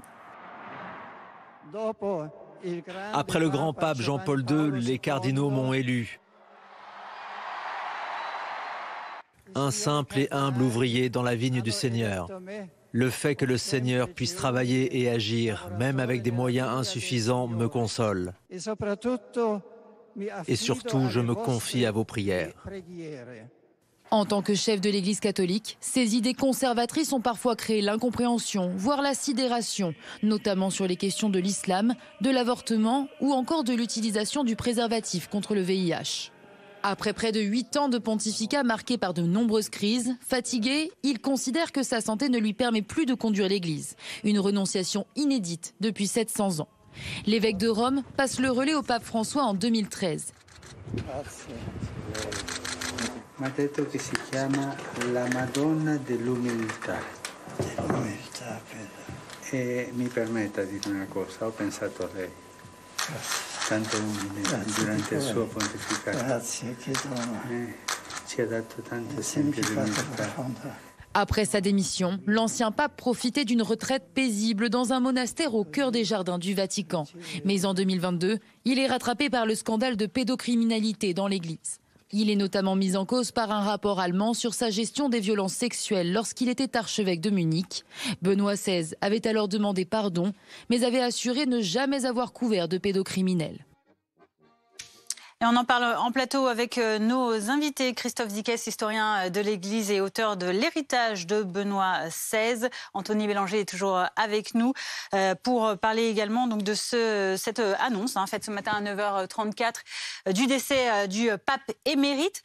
Christophe Dickès, vous qui avez écrit sur ce pape, quel est l'adjectif que vous apposeriez sur lui pour le qualifier? On entend beaucoup de choses. On entend souvent conservateur. On entend également qu'il était plutôt timide. On a appris ça ce matin de nombreux journalistes qui l'ont approché. Quel est, vous, ce que vous retenez de lui? Oui. En fait, pardonnez-moi, c'est pas un adjectif que je vais donner, c'est que c'est un homme qui a donné sa vie au Christ. C'est-à-dire que c'est un homme qui a donné sa vocation à l'Église et au Christ. Et s'il y avait un mot pour le qualifier, enfin non pas pour le qualifier, pour accoler un mot à Benoît XVI, c'est cette obsession du Christ. Vous savez, il voulait se retirer dans un monastère. Par 3 fois, le pape Jean-Paul II a refusé sa démission. Il a voulu se retirer dans un monastère pour pouvoir écrire l'œuvre de sa vie, à savoir une étude sur Jésus de Nazareth. Et c'est ce qu'il a fait, en fait, tout en étant pape. Ce qui, en soi, pouvait paraître un peu bizarre, dans la mesure où un pape n'est pas forcément là pour écrire des livres. Il est là pour gouverner l'Église. Et il a souhaité, malgré tout, le faire. Alors, c'est l'œuvre d'une vie, parce que, bien évidemment, il ne s'est pas mis à écrire du jour au lendemain ce livre. Mais je pense, cela montre bien cette obsession, cette volonté. Autre exemple, dans le monde catholique, il y a 3 vertus qui sont des vertus que l'on doit appliquer sans retenue. Ce sont ce qu'on appelle les vertus théologales. C'est un peu technique, c'est la foi en Dieu, l'espérance en Dieu et l'amour de Dieu, la charité. Eh bien, Benoît XVI a consacré 3 encycliques, 3 textes uniquement à ces 3 vertus, qui sont les vertus les plus importantes pour les catholiques. Et donc, là aussi, ça montre qu'il a voulu recentrer l'Église sur l'essentiel. Alors que le pape Jean-Paul II était ouvert sur le monde, le pape Jean-Paul II, c'est les voyages, c'est la diplomatie, c'est la chute du communisme, etc. Eh bien, le pape Benoît XVI, lui, a voulu recentrer l'Église sur son identité. Alors, peut-être au-delà du mot Christ, c'est l'identité de l'Église qu'il a voulu affirmer. Anthony Bélanger, oui. On dit la même chose, mais on a des conclusions différentes. Effectivement, c'est un intellectuel qui a été nommé au Vatican. D'ailleurs, c'est probablement, on l'a nommé pour ça, pour un peu la tour de contrôle du dogme. Il était pendant des années donc préfet de la Congrégation de la foi, c'est-à-dire en fait la tour de contrôle dogmatique du Vatican auprès de Jean-Paul II. C'est un intellectuel et il a pensé qu'en fait l'Église avait un problème de foi et de dogme, et qu'il était parfait pour ça parce que c'est un homme qui avait réfléchi au dogme. Et, conservateur, ça on peut le dire sans problème, sauf que le problème de l'Église catholique pendant son pontificat, c'est que ce n'est pas un problème de dogme, c'était un problème concret, très concret, extrêmement politique. D'une part au niveau du Vatican, c'est-à-dire de la gouvernance du Vatican, ce qu'on appelle la curie, qui était grosso modo remplie de gens qui vivaient dans le luxe, d'intrigues, de couloirs, de cardinaux qui tiraient à hu et à dia sur des versions différentes de ce que devait être l'Église catholique, qui n'était pas du tout prêt à avoir un pape intellectuel, ou plutôt que ça arrangeait, parce que d'une certaine manière, ils pouvaient continuer leurs petites affaires. On parlait tout à l'heure de cet homme qu'il a nommé comme Premier ministre, c'est-à-dire le secrétaire d'État. C'était un homme avec lequel il pouvait discuter. Voilà, un pape solitaire, seul, intellectuel, intelligent, à la tête de l'Église. La première chose qu'il fait, c'est publier des encycliques, réfléchir à ce que c'est que l'Église de demain. Il nomme un des siens, quelqu'un qui est capable de réfléchir en même temps que lui. Et il a affaire, pendant tout son pontificat, à des affaires épuisantes, des affaires financières, des affaires de scandales dans les journaux, des affaires de révélation, des affaires de livres, des affaires de pédophilie. Incapable qu'il est de prendre des décisions de tueur. Parce qu'en fait, à ce moment-là, critique de l'Église catholique avait besoin d'un tueur, de quelqu'un qui sabre d'une certaine manière, qui attaque au sabre les problèmes. Et c'est pas ça que l'Église a eu, et c'est pour ça qu'il a renoncé 10 ans plus tard, enfin 9 ans, 8 ans plus tard au pontificat. Il était à la fois trop faible, pensait-il physiquement, mais aussi peut-être trop faible intellectuellement, en tout cas dans sa manière de penser, pour pouvoir affronter ces problèmes. Et les funérailles de Benoît XVI auront lieu le jeudi 5 janvier sur la place Saint-Pierre du Vatican, présidé par son successeur, donc le pape François. Merci à tous les deux. Dans le reste de l'actualité, la France impose à son tour des restrictions aux voyageurs venant de Chine. Après l'Italie et l'Espagne, la France renforce donc ses mesures de contrôle aux frontières à partir du 5 janvier. Il s'agit de faire face, bien sûr, à l'explosion des cas de Covid en Chine et éviter ainsi l'arrivée de nouveaux variants. On en parle avec nos invités dans un instant. D'abord les détails avec Elisa Trana. La France renforce ses contrôles avec 3 mesures principales. D'abord, à partir du 5 janvier, tous les passagers âgés de 11 ans ou plus en provenance de Chine devront présenter avant l'embarquement un test PCR ou antigénique négatif de moins de 48 heures. Le port du masque redevient obligatoire dès demain sur ces vols au départ de la Chine. À l'arrivée sur le sol français, les voyageurs s'engagent à se soumettre à un dépistage aléatoire et à s'isoler en cas de test positif. La mesure entre en vigueur le 5 janvier, mais dès demain, dans les aéroports français, des tests facultatifs pourront être réalisés. Les prélèvements positifs feront l'objet d'un séquençage afin de surveiller l'émergence de nouveaux variants. Enfin, le gouvernement recommande aux Français, et particulièrement aux personnes fragiles et immunodéprimées, de décaler leur voyage non essentiel vers la Chine. Le décret précise que pour le moment, ces mesures seront en vigueur jusqu'au 31 janvier prochain. Yes. Et on parle de cette situation avec Alexis Cuvillier du service politique de BFM TV et notre invitée Agnès Ricard-Ribon, médecin urgentiste, chef du SAMU 95. Alexis Cuvillier, tout d'abord, cette situation, donc cette circulation du virus que la France, à son tour, essaye de stopper aux frontières. Est-ce que ce sont des mesures qui étaient prévues? Parce qu'on sait qu'au niveau européen, ça a été assez difficile de se mettre d'accord. Et donc, chaque pays prend sa décision de son côté. La France essaye en effet de coordonner avec des partenaires européens une position commune, mais on a compris qu'à ce stade, c'était relativement difficile. La France est à peu près sur la même position que l'Italie et l'Espagne dans le rétablissement de ces contrôles. Et on nous dit du côté du gouvernement qu'il y a la volonté d'être assez raccord avec ce que décident les grands pays occidentaux, notamment les États-Unis et le Royaume-Uni, sur ces mesures de contrôle de retour des touristes et des voyageurs en provenance de Chine. Les tests au départ, ce que nous dit le décret publié ce matin au journal officiel, les tests au départ de la Chine seront exigés à partir du 5 janvier, c'est donc pas tout de suite. Là aussi, ça peut étonner, mais c'était compliqué de mettre en application cette mesure dès demain, dès le 1er janvier 2023, notamment parce qu'il y a des sujets de voyage qui ont pu parfois déjà débuter avec des escales longues. Donc on a préféré anticiper un petit peu pour laisser la possibilité aux voyageurs de se préparer d'ici le 5 janvier donc. En revanche, dès demain, ce qui débutera tout de suite, ce seront ces tests aléatoires à l'arrivée. Si à l'arrivée vous êtes déclaré positif, vous allez avoir l'obligation de vous isoler. Ça rappelle ce qu'on a fait évidemment au plus fort de la pandémie, un isolement pendant 7 jours. Les voyageurs auront au préalable signé une déclaration sur l'honneur attestant qu'ils ne présentent pas de symptômes d'infection à la Covid-19. Je rajoute également qu'il y a des recommandations de la part du gouvernement français pour les voyageurs français qui devraient se rendre en Chine d'être extrêmement vigilants, dans la mesure du possible, de décaler leur voyage. Bon, des déclarations sur l'honneur, on comprend bien. Agnès Ricard-Ribon, merci d'être en direct avec nous. Est-ce que ces mesures de restriction pour les voyageurs en provenance de Chine ont vraiment un intérêt? Nous, on le réclame, c'est clair. On a très bien vu que plus le virus circule, plus il y a un risque d'émergence de nouveaux variants. Et aujourd'hui, on est dans notre pays dans une situation de triple épidémie où le système de santé, qu'il soit en ville ou en l'hôpital, est déjà surchargé. Donc on n'a pas la capacité d'absorber une nouvelle vague qui viendrait d'un pays et d'un autre pays. Donc c'est important d'agir tôt pour peut-être pas empêcher, mais en tout cas limiter l'impact de l'arrivée de nouveaux variants potentiels. Ce qui nous inquiète le plus aujourd'hui, c'est la triple épidémie actuelle avec l'engorgement des structures d'urgence. Tous nos box sont occupés par des patients qui sont en attente d'hospitalisation et qui ont besoin de soins. On n'a plus de box disponibles pour accueillir les nouveaux patients.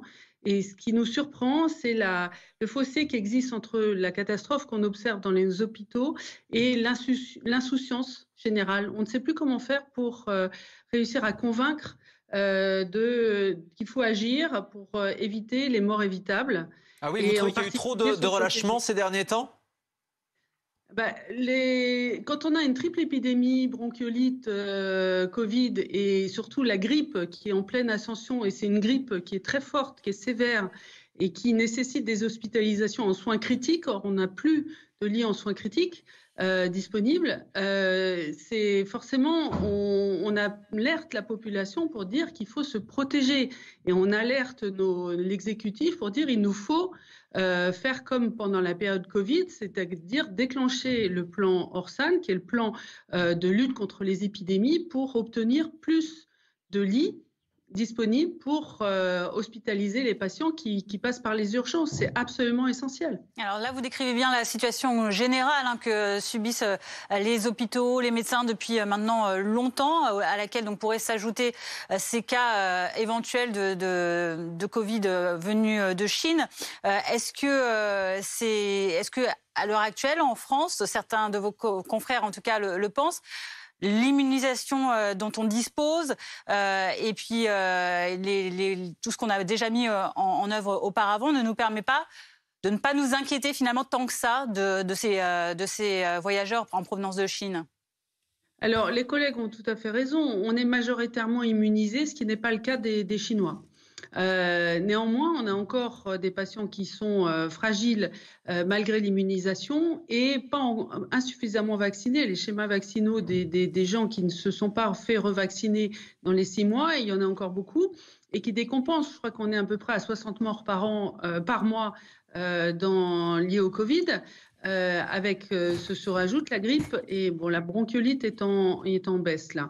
Mais on a effectivement, si c'est le même variant Omicron, on est protégé, mais on le sait, quand le virus circule de façon massive, et c'est le cas en Chine, il y a des risques d'émergence de nouveaux variants. Et on ne sait pas comment ils vont se comporter. Mais le problème, c'est que si on attend de les détecter, c'est trop tard. À cela s'ajoutent tous les aléas du Nouvel An, du 31 décembre. C'est une période qu'on sait toujours très dense dans les services d'urgence. Vous craignez pour la prochaine nuit?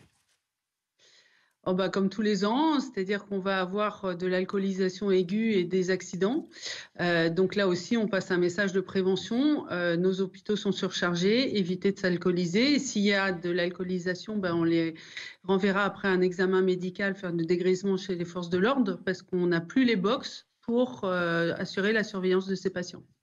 Merci beaucoup Agnès Ricard-Ribon d'avoir répondu à nos questions cet après-midi sur BFM TV. Vous êtes médecin urgentiste, chef du SAMU 95. Il reste un peu moins de 11 heures maintenant avant de passer à 2023, mais aussi pour profiter de la ristourne des 10 centimes par litre à la pompe offerte par l'État et par Total. Et dès demain, en effet, ces aides seront terminées, mais les automobilistes qui ont des revenus fiscaux inférieurs à 14 700 € auront, eux, le droit à une aide complémentaire de 100 €.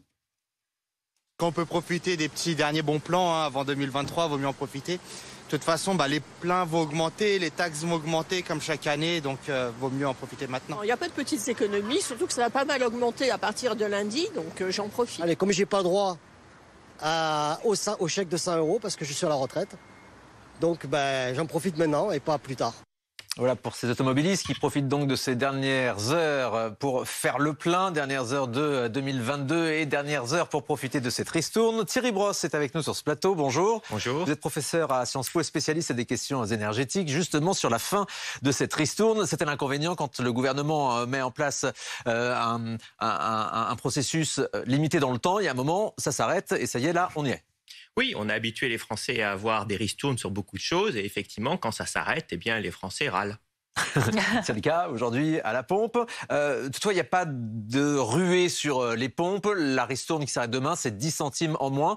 Est-ce que ça veut dire quand même que ça va coûter beaucoup plus cher de faire le plein d'essence dans les prochains temps? Non, je crois qu'il faut différencier ce qui est la sécurité d'approvisionnement. Et vous avez vu qu'il y avait eu des ruées vers les pompes lorsque les raffineries étaient en grève. Et puis, ce qui se passe aujourd'hui, qui est une augmentation des prix. L'augmentation de 10 centimes, c'est à peu près 5% d'augmentation. Et c'est en ligne avec les autres augmentations qu'on va avoir, que ce soit le timbre-poste, le pass Navigo, etc. Donc oui, il y a une optimisation de certains automobilistes. Et puis, effectivement, on payera tous un peu plus cher demain. Et il faut rappeler quand même que l'État français a décidé, au lieu d'avoir un système qui bénéficier à tout le monde. Et donc, à ceux qui avaient de très grosses voitures et qui pouvaient peut-être se permettre de payer le vrai prix, propose aujourd'hui un système plus ciblé pour effectivement aider ceux qui sont dans le besoin. Est-ce que ce chèque, justement, qui est une mesure donc plus ciblée sur les personnes qui en ont le plus besoin, c'est une meilleure chose qu'un dispositif plus global comme on l'a eu jusqu'à présent? Ah oui, forcément. Après, reste au gouvernement à bien le cibler. Mais subventionner des énergies, quelles qu'elles soient, et des énergies fossiles, c'est pas la bonne solution. C'est d'ailleurs, le gouvernement s'y était engagé à ne pas le faire au G7. Donc, arrêter ça, c'est la bonne solution. Maintenant, encore une fois, je vous rappelle, quand vous avez vu, on a vu des effets de bord. On avait des Belges qui venaient prendre l'essence payée par le contribuable français. On avait des gens qui venaient sur la Côte d'Azur passer leurs vacances et le plein était en partie payé par le contribuable français. C'est pas forcément l'objectif du contribuable français de payer cela. Par contre, effectivement, ceux qui sont en pauvreté énergétique, il appartient à l'État de les aider. Et donc, oui, il faut une mesure ciblée pour ça. Comment va évoluer le prix de l'essence, le prix du pétrole en 2023 ? Ça, c'est une question intéressante et difficile. Aujourd'hui, on est à $80 par baril. C'est à peu près un niveau qui correspond à ce que les pays producteurs veulent. Et regardez, on parlait de sécurité d'approvisionnement. On a mis un embargo sur le pétrole russe et le prix du pétrole n'a pas augmenté. Donc, on est arrivé à avoir cet équilibre, à rerouter les flux de pétrole russe. $80 par baril me semble être un niveau que l'on peut considérer comme celui qu'on verra à peu près sur l'année 2023, au delta des incertitudes. Je vous rappelle que Vladimir Poutine peut à tout moment décider de sortir un diktat quelconque. Et la Russie, c'est quand même le deuxième plus gros producteur de pétrole au monde et le troisième plus gros, exactement aujourd'hui, et le deuxième plus gros exportateur de pétrole. Et donc oui, s'il venait à sortir un diktat disant qu'il souhaite baisser les exportations, alors à ce moment-là, l'équilibre offre-demande se tend, le prix monte. Merci Thierry Brosse pour cette leçon de marché ce matin. Thierry Brosse, professeur à Sciences Po, spécialiste des questions énergétiques. Tout de suite, c'est la fête. Retrouvez votre programme avec Céleste, la connexion Internet par fibre optique dédiée à votre entreprise.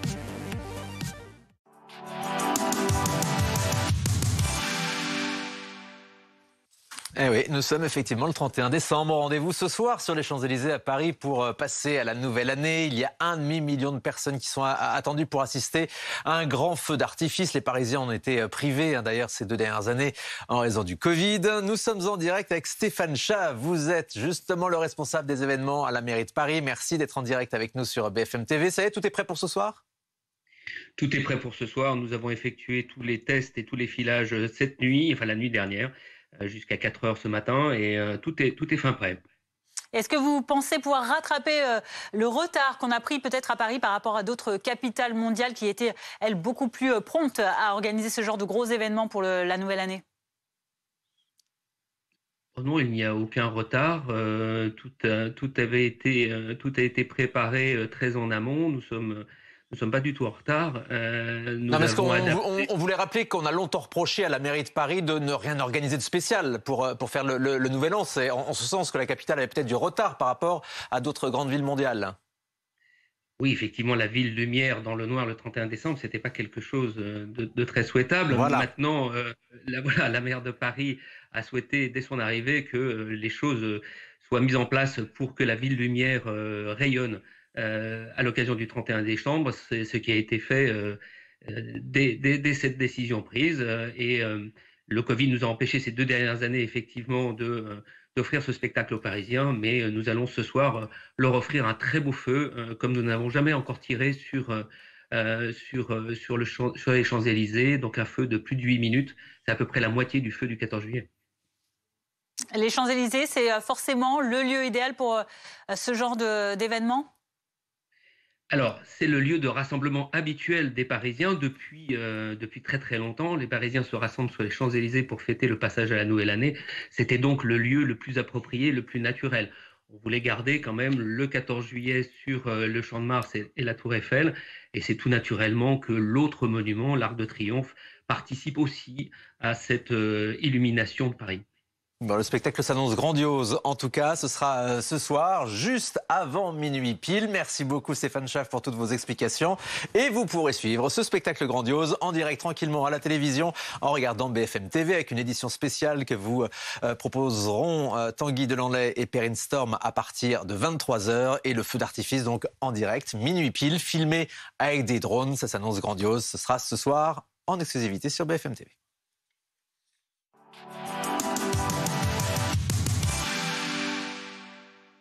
C'était votre programme avec Céleste. La connexion Internet par fibre optique dédiée à votre entreprise.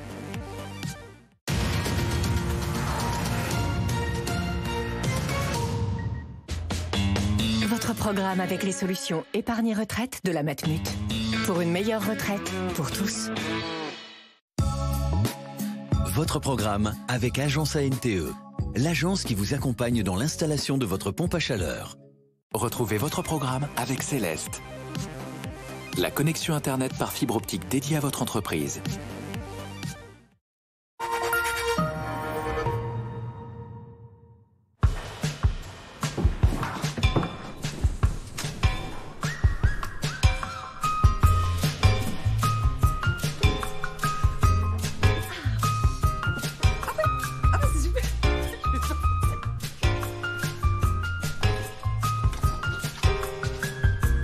Nouveau, l'infoterie vous simplifie la vie. Pour savoir comment trier, il suffit de regarder. Rendez-vous sur quefairedemesdéchets.gouv.fr. Pourquoi certaines choses nous attirent? Pourquoi certaines choses nous parlent plus que d'autres? Chez Peugeot, nos voitures ne sont pas seulement faites de métal et de verre, mais aussi de passion et d'histoire.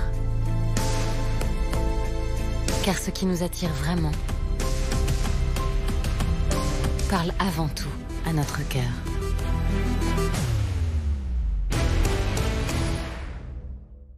Habiter plus près du travail, c'est passer plus de temps avec sa famille. Avec Se Loger, vous pouvez chercher votre future maison par temps de trajet. Se Loger, vous avez des clés.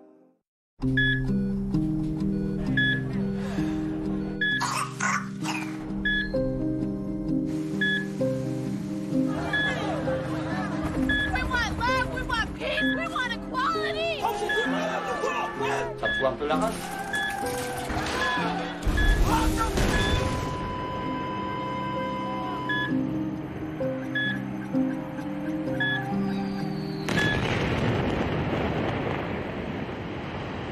Abonnez-vous dès aujourd'hui à l'offre 100% numérique du Parisien. Profitez d'un accès illimité à nos contenus sur notre site et notre application. Offre exclusive Le Parisien, 100% numérique. 99 centimes le premier mois et sans engagement. Le Parisien, créez du lien.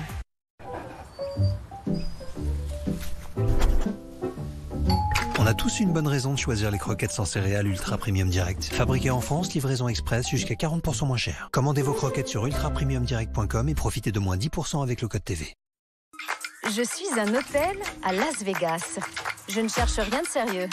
Juste quelques soirées pour s'amuser. Je cherche quelqu'un qui sait se lâcher. On dit parfois que j'en fais trop. Mais moi, je veux juste faire la fête et rendre ma chambre vraiment très très tard. La chaleur réconforte. Elle nous est essentielle. La chaleur se préserve. Et ça devient essentiel. Avec Ecogaz, je connais les tensions sur le réseau gazier français et j'adopte les écogestes. Ecogaz, campagne soutenue par GRT Gaz.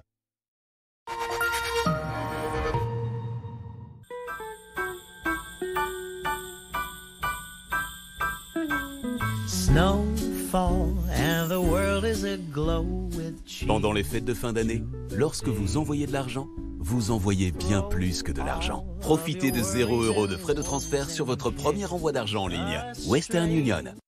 Le Bounty. Revivez l'histoire de ce navire qui fut le théâtre de la plus célèbre mutinerie de tous les temps dans des fascicules richement documentés et illustrés. Grâce aux instructions de montage, aux pièces en bois et en laiton, construisez ce 3-mâts légendaire fidèle à l'original jusque dans les moindres détails. Le numéro 1, le fascicule et les premières pièces, 50 centimes seulement. L'urgence. L'urgence de fuir, de trouver un refuge, de survivre. Cette urgence, c'est celle que vivent des millions d'enfants. Avec l'UNICEF, ils ne sont plus seuls. En donnant 38 €, vous offrez un kit urgence avec de la nourriture, des médicaments, des vêtements, mais bien plus encore.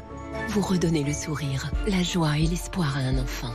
Bien plus qu'un kit urgence, offrez-lui un kit de vie. Faites un don maintenant sur unicef.fr. Princess Wakani, the last protector of the secret. C'est quoi ça? Et c'est une nouvelle série, ça a l'air charmé.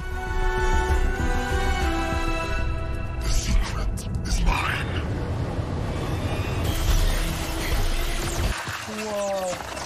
If they find the secret, we will disappear.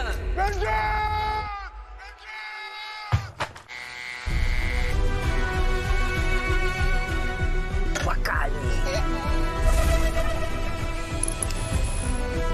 Nekram es sihiras. Shahakarat. Shakarat. Je vais te faire défoncer.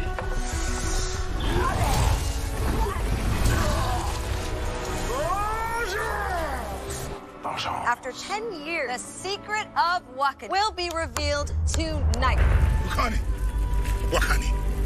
Wakani! Wakani! Wake up, Annie. Wake up, Annie. Hey, wake up. Oh, I think I just had the most crazy dream. I was a princess. I was becoming queen. Ah mais c'est ça la fin? C'était un rêve!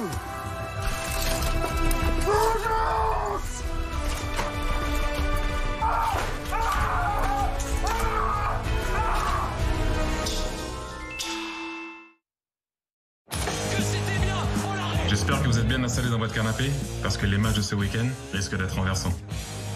Ce dimanche, Prime Video vous livre la Ligue 1 Uber Eats avec notamment le choc RC Lens Paris Saint-Germain en direct et en exclusivité sur Prime Video.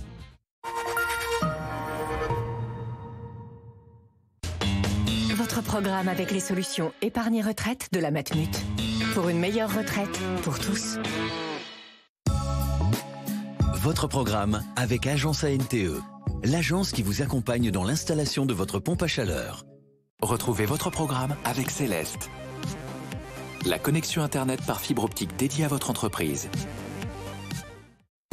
À la une, à 13h30 du live week-end, au moins une dizaine d'explosions entendues cet après-midi à Kiev et plusieurs alertes aériennes également ont retenti un peu partout en Ukraine. La situation reste chaotique dans le pays. À quelques heures du Nouvel An, nous retrouverons Nicolas Coadou en direct de la région de Kryvyi.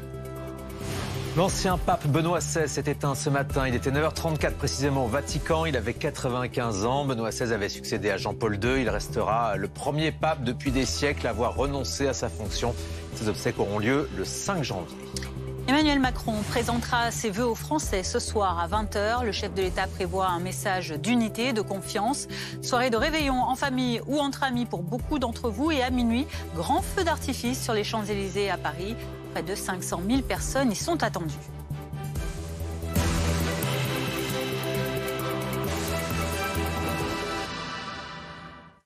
Mais tout d'abord, donc cette situation en Ukraine en cette fin d'année, après plus de 10 mois de guerre, le président Zelensky adressera ses traditionnels vœux à la nation ce soir. Ce sera à 23h, mais la situation en attendant reste critique dans le pays à l'heure où on se parle. Nicolas Coadou, vous êtes notre envoyé spécial dans la région de Kryvyi. Des explosions ont été entendues à Kiev et puis plusieurs alertes aériennes également ont retenti dans l'ensemble du pays. Oui, il y aurait au moins une dizaine d'explosions qui auraient retenti dans la capitale ukrainienne il y a tout juste une heure. Alors, toutes les informations qui vont suivre et que je vais vous communiquer sont à prendre avec d'infinies précautions puisque ces informations arrivent au compte-gouttes. Ce que l'on sait, c'est qu'il y aurait au moins 2 ou 3 missiles ou drones qui auraient réussi à passer au travers de la défense antiaérienne à Kiev et qui auraient touché des bâtiments résidentiels, dont un hôtel. Alors ici, c'est la sidération. Il y aurait des destructions très importante, pas encore de bilan humain à communiquer. Et oui, au-delà de Kiev, c'est tout le pays qui est en état d'alerte maximale puisque des explosions ont également retenti dans la ville de Mykolaïv, au sud du pays, également à Ternopil ou encore à Kharkiv, seconde ville du pays. Alors depuis une heure, une alerte anti-aérienne retentit sur l'entièreté de l'Ukraine et tous les habitants sont invités à rester dans les abris. Les consignes sont extrêmement strictes en cette période de Nouvel An. Alors les autorités appellent les habitants habitants à bien les suivre, à rester dans les caves, dans les abris ou dans les stations de métro. Nicolas Coadou, envoyé spécial en Ukraine avec Alizé Boissin pour BFM TV. Anthony Bélanger est avec nous sur ce plateau. Pas de trêve donc en ce jour de Nouvel An. C'est terrible quand même. Les Ukrainiens s'apprêtent à vivre un Nouvel An sous les bombes à Kiev. C'est ce qu'on voit aujourd'hui. Ça, pas de trêve, aussi bien côté ukrainien que côté russe, tout le monde l'avait dit. D'autant plus que la stratégie du Kremlin, grosso modo, c'est d'abattre ou de briser de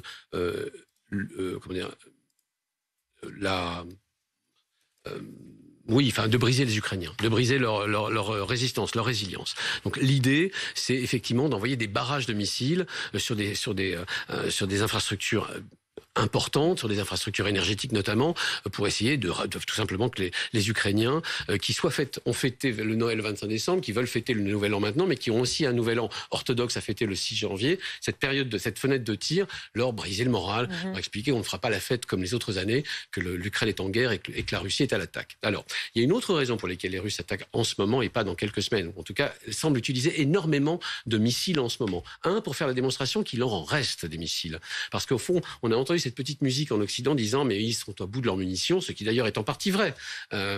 Ils ont effectivement assez peu de missiles de longue moyenne portée, de longue ou de moyenne portée précis à distribuer dans leur réserve. C'est ce qu'on pense. Allez, 500, 600 peut-être. Ça leur laisse 2 à 3 mois de munitions. Donc ils essayent de les envoyer maintenant pour cette raison-là, pour dire eh bien non, on a de quoi parfaitement les lancer. Puis pour une deuxième raison. C'est dans quelques semaines arrivera en Ukraine les fameux missiles antimissiles de défense aérienne Patriot, qui sont un système extrêmement performant. Livré par les Américains. Livré par les Américains. Et qu'à partir de ce moment-là, les Russes le disent eux-mêmes, le ciel ukrainien leur sera interdit au moins dans la zone que protégeront les missiles Patriot. Ça risque d'être Kiev. Donc c'est le moment ou jamais, d'une certaine manière, de marquer le monde et de marquer les Ukrainiens. S'ils veulent briser le moral des Ukrainiens, c'est maintenant, parce que dans quelques semaines, ce ne sera plus possible. Alors, on attend. Alors, j'ai essayé de trouver l'information pour savoir quand arrivera cette fameuse batterie de missiles Patriot. Et pas pour l'instant, on va réussir à le trouver. Je promets de le trouver dans l'heure qui suit. L'idée est vraiment pour les Russes de faire contre mauvaise fortune, bon cœur. Mauvaise fortune, c'est l'arrivée des Patriots. Bon cœur pour eux, bien entendu, c'est d'envoyer le plus de missiles possible, d'être le plus violent possible dans cette période qui est une période de paix pour l'Église orthodoxe et pour les églises du monde entier, et une période de joie pour ceux qui vont fêter le 31 décembre, comme nous d'ailleurs en Occident. Bien marquer la différence entre l'Ukraine et le reste du monde. Vous fêtez le Nouvel An, l'Ukraine est sous les bombes, et sous les bombes russes en plus. Les Russes n'ont cessé de communiquer ces dernières semaines, sentant bien que la bataille de la médiatisation était perdue, notamment après la visite de Zelensky aux États-Unis. Et là, ils communiquent encore ce matin pour dire que la guerre ne peut pas être perdue par la Russie. Et cette salve de missiles est une espèce de preuve par l'absurde que la Russie est à l'attaque. Merci Anthony Bélanger. À 13h35, on en vient à cette autre actualité. L'Église catholique et les fidèles qui sont en deuil ce samedi 31 décembre. L'ancien pape Benoît XVI est en effet décédé ce matin à l'âge de 95 ans. Nous sommes en direct avec Lou Bémond de Senneville, le correspondant du journal La Croix au Vatican. Bonjour à vous. Vous vous trouvez à quelques mètres seulement de la place Saint-Pierre que l'on voit en direct sur nos images. Merci d'avoir accepté de nous répondre. Est-ce que vous savez déjà comment vont se dérouler les obsèques de Benoît XVI? On sait qu'elles auront lieu le 5 janvier prochain. Comment ça va se dérouler? Écoutez, ce qui a été annoncé ce matin, effectivement, c'est que les obsèques auront lieu le jeudi 5 janvier à 9h30. Elles auront lieu sur la place Saint-Pierre. Elles seront présidées par le pape François. C'est tout à fait inédit. C'est la première fois dans l'histoire moderne de l'Église catholique qu'un pape préside les funérailles de son prédécesseur. Avant cela, les fidèles pourront se recueillir pendant 2 jours, 3 jours, même lundi, mardi et mercredi, sur la dépouille de Benoît XVI qui sera exposée dans la basilique Saint-Pierre que vous voyez derrière moi. Que va-t-il rester de son pontificat ? Écoutez, ce qui va rester de son pontificat, c'est d'abord, si on part de la fin, c'est d'abord sa démission. Parce que cette renonciation de Benoît XVI, elle a été l'acte le plus révolutionnaire posé par un pape depuis plusieurs siècles, ce pape que l'on disait ultra-conservateur, très attaché à la doctrine, et de fait, il l'était. Eh bien, c'est lui qui a posé l'acte qui a sans doute le plus modelé l'Église catholique et marqué l'Église catholique moderne, contemporaine. Et puis, il restera aussi deux éléments, je dirais sa faiblesse vis-à-vis de la curie, avec une difficulté notamment à la fin de son pontificat à faire face à son administration qui l'a un peu dépassé vers la fin. Et puis, un deuxième élément peut-être plus positif, c'est Benoît XVI définitivement qui a ouvert la boîte de Pandore de la lutte contre les abus sexuels au sein de l'Église catholique, un travail qui a poursuivi son prédécesseur mais qui a été résolument entamé par le pape allemand. Vous le disiez, un pape donc qualifié tantôt d'ultra-conservateur, mais aussi qui, vous le rappelez à l'instant, a osé dire stop au scandale de pédophilie dans l'Église. Qu'est-ce que ça veut dire? Que c'est un pape plein de paradoxes, à la fois moderne et traditionnel? Oui, c'est un pape plein de paradoxes, c'est un pape que l'on attendait uniquement sur la défense de la doctrine lorsqu'il est arrivé, lorsqu'il a été élu pape à la suite de Jean-Paul II en 2005. Vous savez, Joseph Ratzinger, ça a été pendant des années au Vatican le gardien des dogmes. Il était à la tête de ce qu'on appelait jadis l'Inquisition, qui était la congrégation pour la doctrine de la foi. Mais paradoxalement, c'est le pape qui à la fois a pris à bras-le-corps cette question des abus sexuels, mais c'est aussi celui qui s'est rendu dans une synagogue, c'est celui qui s'est recueilli dans une mosquée. Donc voilà, c'est un pape qui a accompli un certain nombre de gestes inattendus, à commencer par cela et finissant par cette démission qui était parfaitement inattendue un jour de mars 2013, qui a été un marqueur très fort qui le dépasse bien au-delà de Benoît XVI, qui maintenant est inscrit dans l'histoire de la papauté, dans l'histoire de l'Église, à tel point que se pose régulièrement la question de la renonciation, de la démission du pape François. C'est bien en référence au geste de son prédécesseur. Merci Lou Boumont de Senneville. Vous êtes à quelques mètres de la place Saint-Pierre à Rome. Merci d'être intervenu en direct sur BFM TV. Il est 13h38, les vœux du président de la République. Rendez-vous ce soir à 20h. Le chef de l'État a préparé son discours au fort de Brégançon où on retrouve immédiatement Mathieu Coache pour nous donner la tonalité des vœux que le chef de l'État va adresser aux Français.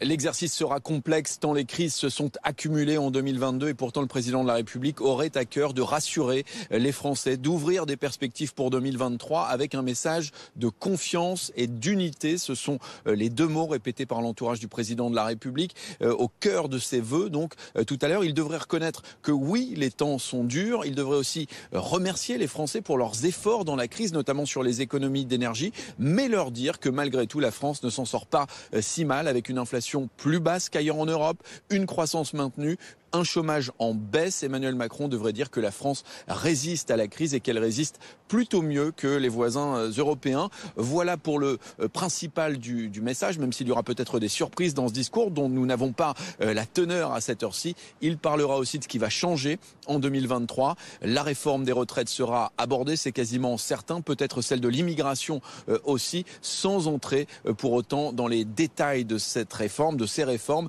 Des vœux assez classiques sur la forme depuis l'Elysée à 20h et il devrait durer une quinzaine de minutes tout à l'heure.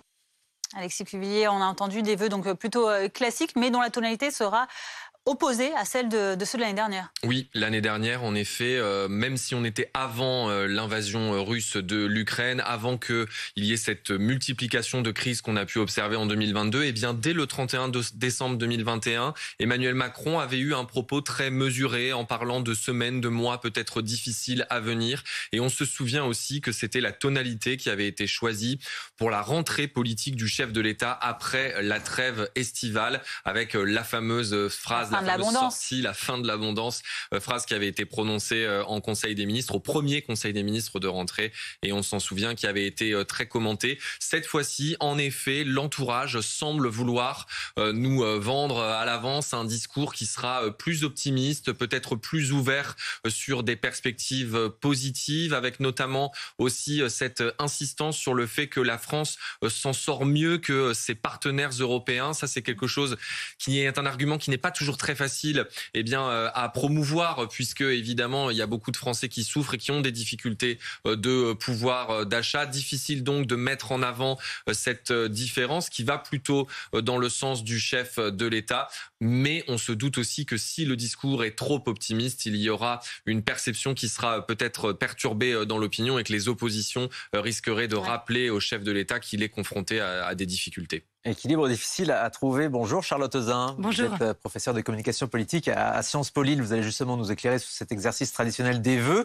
Comment est-ce qu'on adresse un message d'unité et de confiance, comme le promet l'Élysée, alors que le tableau est quand même assez sombre? Oui, absolument. Ce sont en fait les premiers vœux d'un double monde d'après, un monde marqué par le Covid depuis maintenant plusieurs années et par la guerre en Ukraine depuis le mois de février. Donc le président de la République va s'adresser aux Français dans un contexte particulièrement complexe, avec une forme de sinistrose qui finalement irrigue l'ensemble de la population française qui se sent fragilisée par un contexte géopolitique et économique extrêmement tendu. Et puis ce sont aussi les premiers vœux d'un deuxième quinquennat qui peine à démarrer, dans lequel l'élan, l'impulsion n'a pas été donné. D'ailleurs, l'Élysée utilise comme élément de langage les 6e vœux du président de la République et non pas les premiers vœux d'un deuxième quinquennat. Là aussi, on voit que finalement le président s'inscrit dans la continuité de tout ce qui a été fait depuis son élection en 2017. Et on attendrait peut-être là de ces vœux 2023 une nouvelle vision et un nouvel élan qui permettrait de se projeter dans l'année à venir. Est-ce que aborder des thématiques comme les réformes qui vont être engagées en début d'année, c'est une bonne chose de le faire dans les vœux de fin d'année? C'est toujours en effet l'équilibre complexe à trouver de ces vœux qui ne doivent absolument pas être un discours programmatique. On n'est pas là pour faire des annonces, on n'est pas là pour présenter des réformes, on n'est pas là pour montrer la boîte à outils. C'est vraiment pas l'objectif de ce moment, de ce temps fort républicain. Néanmoins, à quelques jours du début de l'annonce de cette réforme des retraites qui va être présentée le 10 janvier, il paraît impossible que le président n'en dise pas un mot, n'essaye pas de rassurer, n'essaye pas d'expliquer la façon dont il va mener, la méthode qu'il va utiliser pour mener cette réforme, pour peut-être préparer le terrain aux prochaines semaines qui vont sans doute être compliquées au vu des oppositions qui se mettent en place face aux mesures proposées par LREM et par Emmanuel Macron. Les Français sont toujours intéressés et attachés à cet exercice qu'on connaît depuis des décennies maintenant. Des images de Valéry Giscard d'Estaing, de François Mitterrand et de tous leurs successeurs. Ça intéresse encore? Oui, moi je crois que c'est toujours un temps fort, un rituel républicain. D'ailleurs, les audiences restent assez élevées d'année en année. Plus de 10 millions, on était peut-être monté à 15 ou 16 millions certaines années. Donc je crois qu'au contraire, c'est toujours un moment extrêmement attendu par la plupart des Français.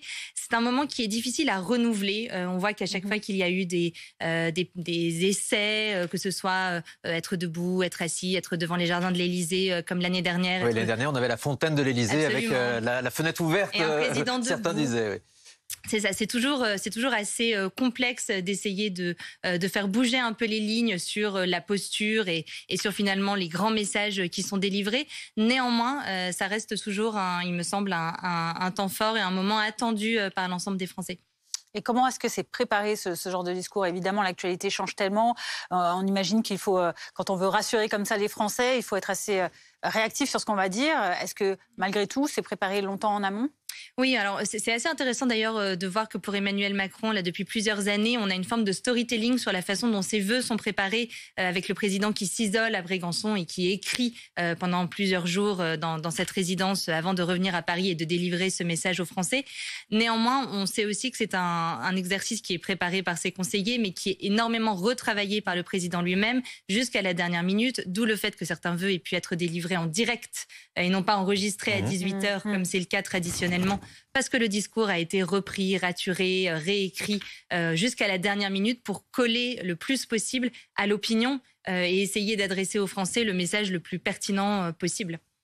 Et ce sera donc ce soir à 20h, enregistré, du coup, on le sait déjà? Enregistré a priori cette année, oui. 20h, le rendez-vous donc pour ces vœux du président de la République, à suivre bien évidemment en direct sur BFM TV avec une édition spéciale qui commencera dès 19h avec tout le service politique et le débrief juste après. Et on vous donne un autre rendez-vous également, Fanny, ce soir. Ce sera le feu d'artifice exceptionnel évidemment que vous pourrez regarder en direct ce soir sur BFM TV avec des images qui s'annoncent splendides puisqu'elles seront filmées par drone. Et oui, ça promet en tout cas un beau spectacle. Édition spéciale en direct des Champs-Élysées à Paris dès 23h, vous le voyez, à suivre et présenté par Perrine Storm et Tanguy Delanlay. À regarder regarder donc tranquillement à la maison après votre repas. Si vous manquez encore d'idées d'ailleurs pour le menu, c'est l'heure de Cuisine et Fête sur BFM TV. À table. Votre programme avec Pandati, thé et infusion bien-être. Une gamme bio à base de plantes 100% naturelles. À découvrir sur pandati.fr et en pharmacie.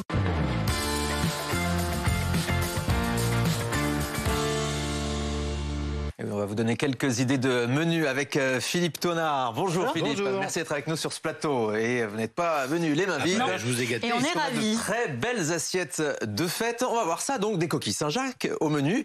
La Saint-Jacques qui est toujours un produit de fête, produit par excellence pour le réveillon, d'autant plus qu'elle a un prix abordable en ce moment.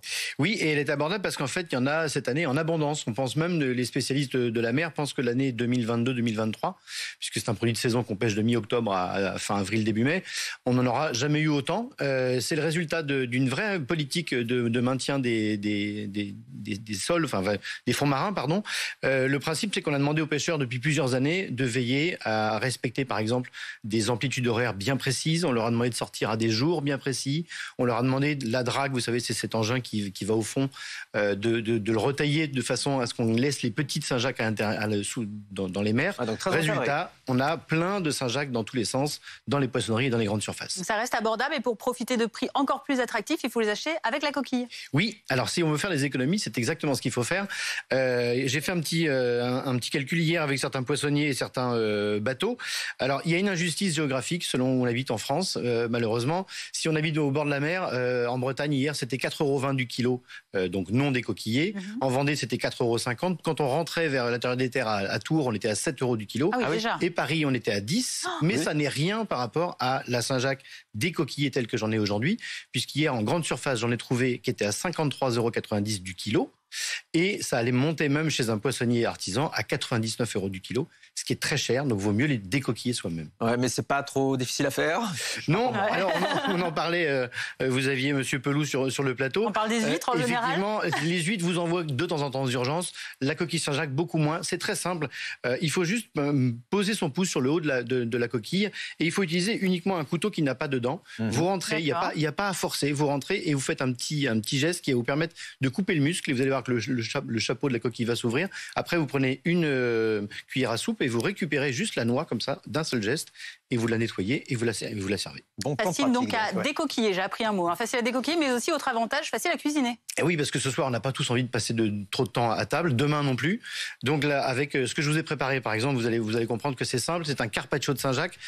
Il vous faut 3 ingrédients. La Saint-Jacques que vous avez sous les yeux, de l'huile d'olive, vous en avez dans votre placard, et un agrume que vous avez aussi dans la corbeille à fruits. Vous récupérez le jus de l'agrume, quel qu'il soit, du citron, là c'est une mandarine, ou un pamplemousse. Vous le fouettez avec un peu d'huile d'olive, vous mettez un tour de moulin à poivre, un peu de sel, vous le coupez en carpaccio, votre Saint-Jacques, vous badigeonnez, et c'est prêt. Et le voilà, le carpaccio de Saint-Jacques préparé par Philippe Tonard. On va goûter avec plaisir. On va goûter ça, juste pendant le jingle. À tout de suite. Merci Philippe.